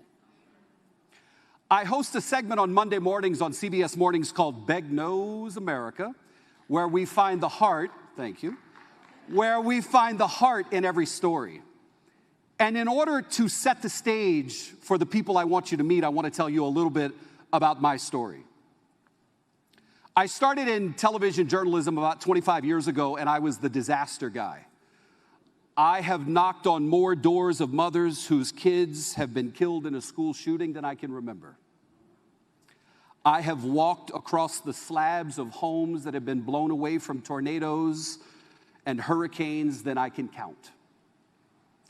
But there was one disaster in the great place of Puerto Rico that changed my life, changed my career, and changed what I wanted to do with the rest of my life. When Hurricane Maria ravaged the island of Puerto Rico on September 20th, 2017, I was a guy who knew very little about the island, who had been sent there to cover what I thought was going to be a 5-day assignment, and then I'd go back home to New York. And about 3 months later, my life had changed because of the way the people of Puerto Rico had accepted the work that I had done. But I left the great island with a struggle, and the struggle was I was no longer happy standing behind the line.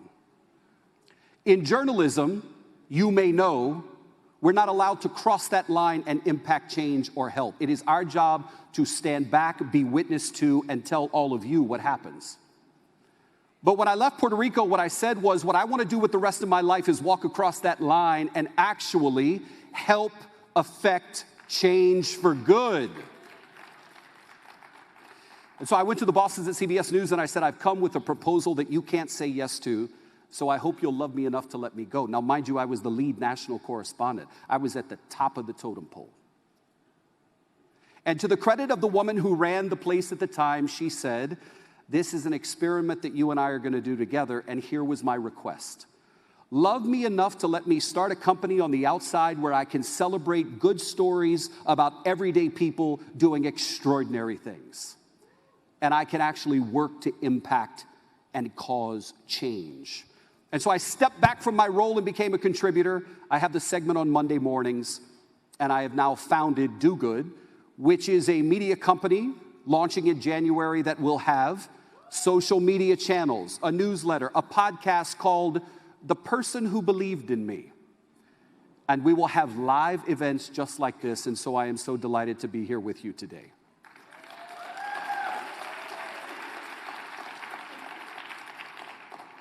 I brought you two fan favorites from the Atlanta backyard. Not so long ago, a woman named Maria Mendoza went to the graduation for her daughter Daisy, and after graduation, she drove through the Burger King drive-thru.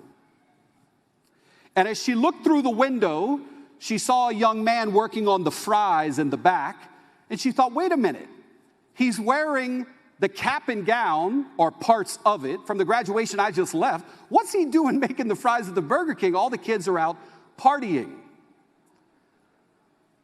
Well, what happened was, one of the graduates named Michael Baker had left the graduation, gone home, and wanted to get dinner for him and his grandmother and his mother, and he wanted to use his Burger King discount because Michael Baker was and still is a manager at the Burger King in the Atlanta area.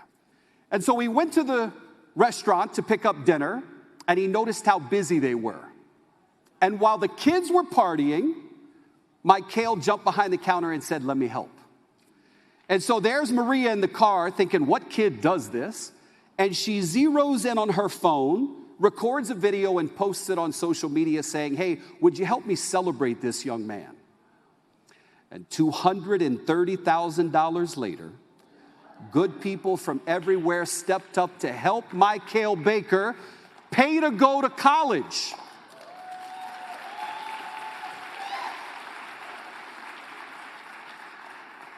And instead of being here to talk to you about doing good and end it at that, I wanted to introduce you to Maria and Michael so we could talk to them about doing good. Would you please help me welcome Maria Mendoza and Michael Baker?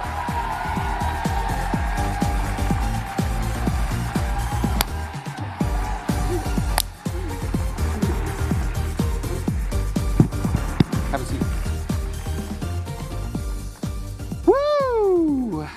So, Maria, when I first heard what you were able to do for him, it brought, like you, tears to my eyes. And when I heard about what you did, I said, who does that? And that's often how I find the stories that I love to tell. So I want to back up. Graduation has just happened. You're in the drive-thru. Take me to that moment. Well, first of all, I want to thank everybody for having us here. We feel very honored. Thank you so much. They've treated us great. Anyways, that night, my daughter had graduated from Mill Creek High School in, I believe it's Tequila or Buford area. And I was like, you know what? I'm craving a Whopper because it was really late. And so we decided to go through the drive-thru, and that's when I saw him. He was so happy with AirPods and singing and doing fries. And I was like, I had to do a double take because I was like, wait. And I told my husband, do you see him? He's like, what? I'm like, he just graduated. And he's working and he's smiling. And I decided to take a quick video without him seeing me because I didn't know how he was going to react by me grabbing my phone and recording him. But I want the audience to understand that the reason you emphasize the fact that he was smiling is because you saw something of yourself in him. Yes. Would you tell them what that is? Yeah, so when I was younger, we grew up, I grew up with a single mom. And she used to work in the fields and stuff. And so we missed out on a lot of stuff because we had to go work. And, behind my smile, there was a need. And a lot of people didn't know about that. And when I saw him smiling, working, I'm like, who smiles and works? And so I felt like there was a need behind his smile as well. And I saw that in me as well. It brought me back to my childhood. Michael, you had gone, you wanted the discount, which, is it a good discount? Yes. What do they give you? It's free. It's free? Oh, okay. All right, that's a good discount. That's a good discount. All right, so you show up at the Burger King. Yes. They were busy. Yes, sir. Why did you jump in? You're the manager. You ain't got to do that. You could have called somebody else in. Honestly, because it was like I've been working since I was 16 in fast food, so I know how it feels to be busy and being by myself working. So I was just like, I ain't doing nothing. I'm about to go home and go to sleep anyway. So where I need me at? What I need to do? You weren't gonna go out, party, celebrate? I was gonna go home, go to sleep. Go home and go to sleep. He was tired. All right. High school's exhausting. I get it. All right. So you're behind, you're making the fries, you do that, you finish the night, you close the shift, you go home, you post on social media. How quickly after that? Well, I go home, I post it on social, put it next to my table, go to sleep and wake up with hundreds of thousands of views. People saying, where is this kid? We want to help him. And I was like, oh my gosh. So one of my daughters like, Mom, make a GoFundMe. And I'm like, can I do that for somebody else? She's like, yeah. So the goal was initially $5,000. Wow. And it raised over $235,000. Woo! Yeah. Yeah. So listen, $230,000 is game changing for anybody. Yes, okay? For me, for you, okay. What do you want to do with that? Honestly, put inside of high-end savings, invest in it, and make the money go even more. Potentially start my own business. You want to start your own business. All right, so one of the things that I know is you wanted to go into automotive technology, yes, right? Sir. And you were in line to get in, and you probably weren't going to get in, so you might have to take a gap year or something like that. Yes. What happened after this story broke and went viral? So after it went viral, Gwinnett Tech actually invited me for an interview. Gwinnett Tech, yep. And they actually got me into the system, into my getting me registered for my classes that day of the interview. They got me a full tour. Yeah. So you are now at Gwinnett Tech studying what? Automotive technology. Automotive technology. You have about, it's like a year and a half left. Yes. And then what do you want to do when you get out? Really just work and potentially start my own business. Build your own business. Yes. Build your own business.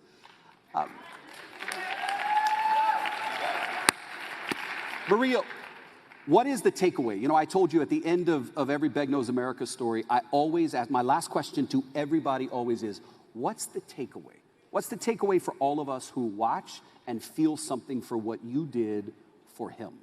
Well, before I answer that question, I want to make public that Mikhail said I'm going to have a free mechanic for life. All right. Yeah. So That's right. That's right. Good, man. Good. Anyway, so the takeaway from this, I think that I learned myself too that night, because I didn't know this was going to blow up like the way it did, is that we need to acknowledge our younger generation and also show them, you know, when they're working hard, to kind of like give them a pat on the back and say, look, you're doing great. Somebody's always watching. I feel so blessed that God used me as his vessel that night to be able to bless him. Yeah.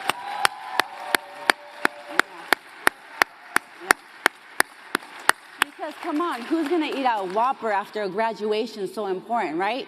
Like, so yeah, so I'm happy for him. Tell the audience a little bit about what you both have been able to do together since this all went down.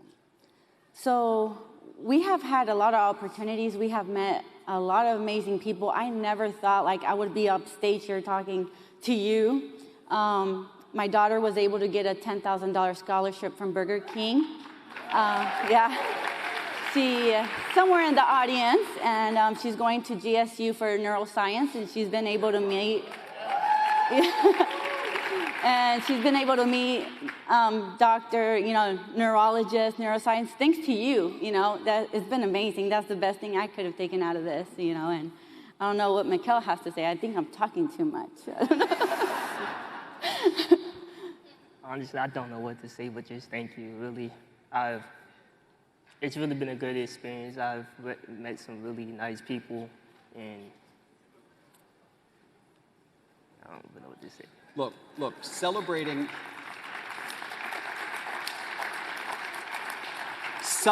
the two of you has been a joy, because when I talk about everyday people doing extraordinary things, that's you. When I talk about everyday people having extraordinary things happen to them and then building on that and being an ambassador for good, that's you. Yes, sir. And so John Hope Bryant asking us to be here today to share your story. This is the second time we've done it in front of a crowd, right? We've gotten to know each other. I am so proud of you, and I can't wait to see what you do when you get out into the world with that degree and you build that place and you got business you can't even attend to. Yes, sir.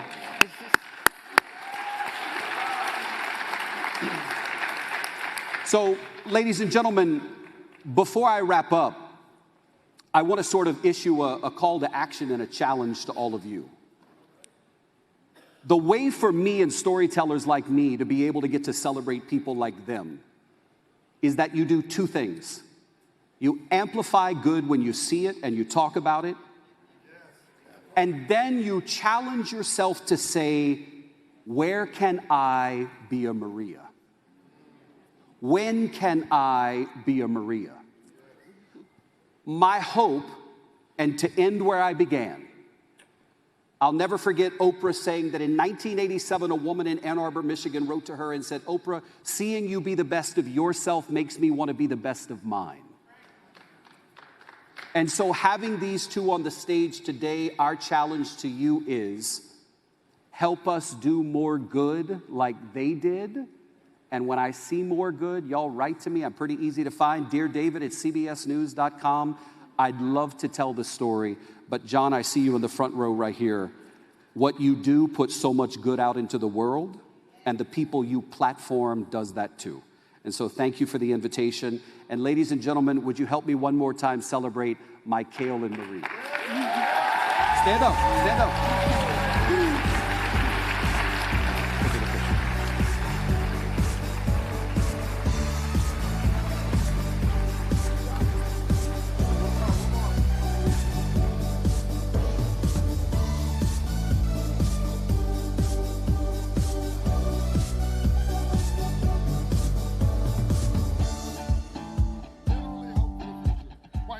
Hope, hope. Thank y'all. Thank y'all.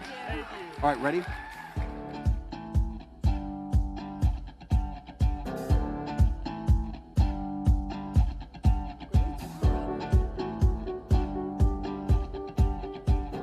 All right, well, I'm about to get teary-eyed because it looks like we're coming to a close.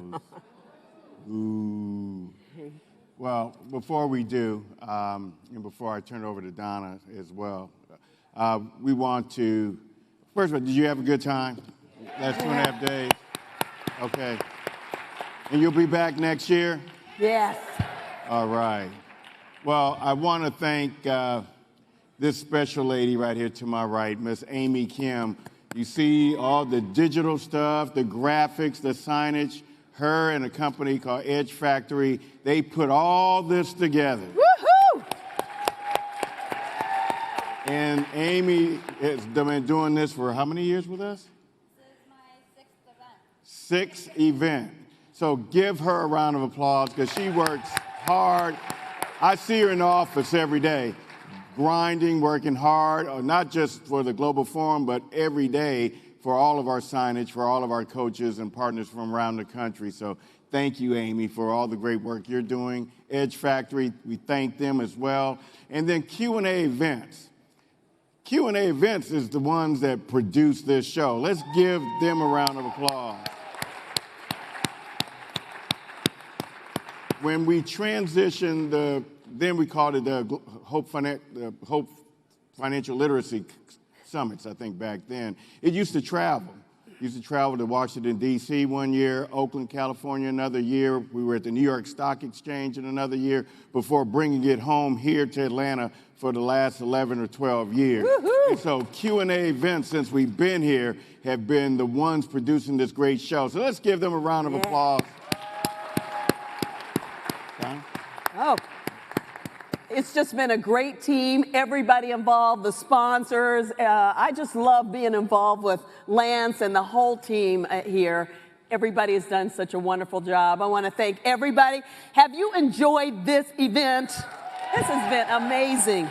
It has been amazing. So this concludes the 2025 Hope Global Forum's annual meeting. Yeah. No, it doesn't. Uh-oh. I spoke too soon.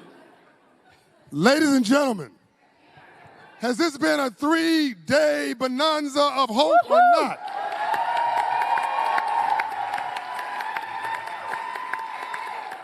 We have given you everything we've got. I'm just gonna hold this.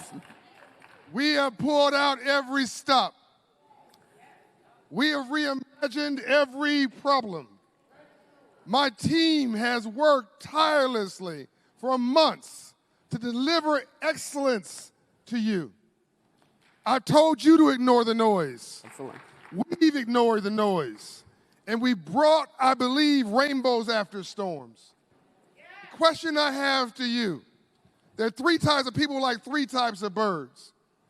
There are eagles, there are buzzards, and there's turkeys.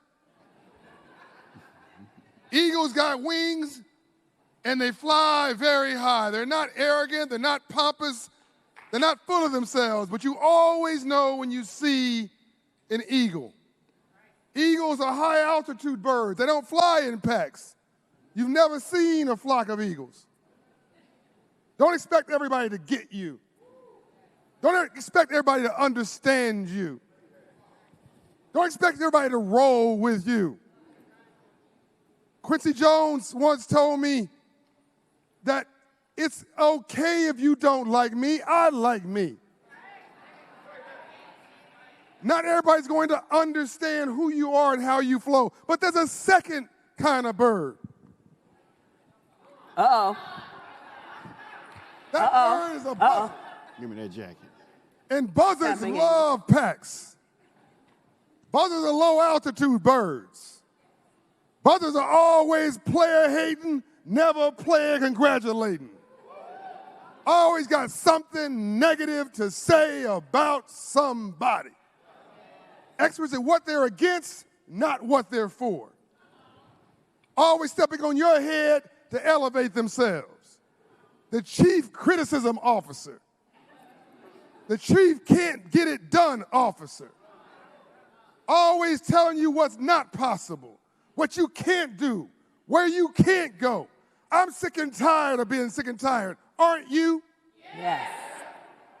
But when a buzzard can't succeed, they don't admit defeat.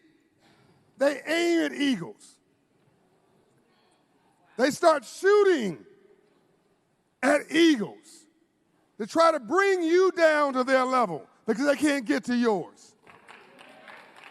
Hurt people hurt people. But Dr. King once said that evil has within it the inability to self-regenerate. It has within it the disease that ensures its own demise. You don't have to worry about that. I can't guarantee that being good is going to make you, and positive is going to make you a success, but I absolutely guarantee that being negative is going to make you fail.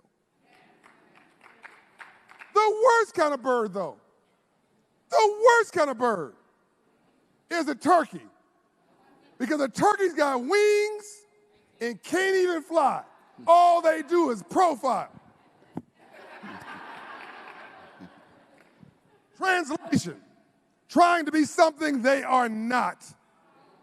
Let me tell you something. The book, The Tipping Point, Malcolm Gladwell, University of Illinois study, proved 5% of positive role models stabilizes any community. You don't need 100%. You don't need 80%. You don't need 50%. Dr. King only had 20% of the black community support at his height, post-Nobel Peace Prize. At his height. Most of you were on their hands saying, not my problem, or was against him. 20% of the white community support, and half of that was Jewish. He died chain-smoking, overweight, and depressed because he thought he had failed. But he's looking down from heaven now because we're not human beings having a spiritual experience. We're spiritual beings having a human experience. And he sees you. 5% role models changes the world. Eagles change the world. You are those eagles, and you are that 5%. But it doesn't matter if I say it. Lance is an eagle. This is the dude that's done I get the credit for it. $4.5 billion invested in our community. Lance Triggs and his team. Kevin Boucher, who you don't see, has produced his entire forum. Kevin, come on out here. Come out, Kevin. You're close by, Kevin Boucher. Come on out. I want you to know that you can do this. So here's my question. You're going to leave here today. You're watching this on the stream. You're going to go out back in this world where people are infecting you with negative energy. Keep the toxicity away from you if you can. Kevin Boucher, an honorary black man.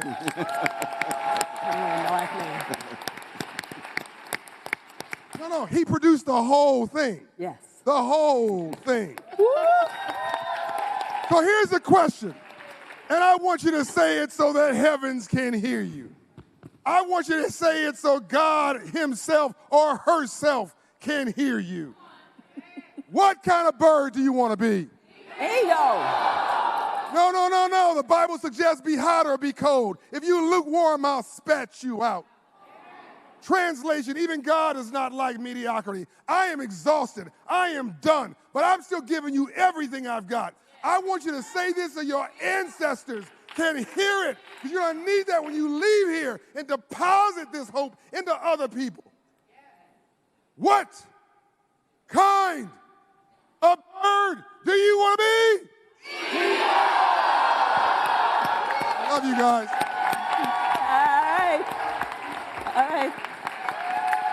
We'll see you next year, December 1st and December 3rd, 2026. Can we count on you? Yeah. Happy holidays, everybody. We love you.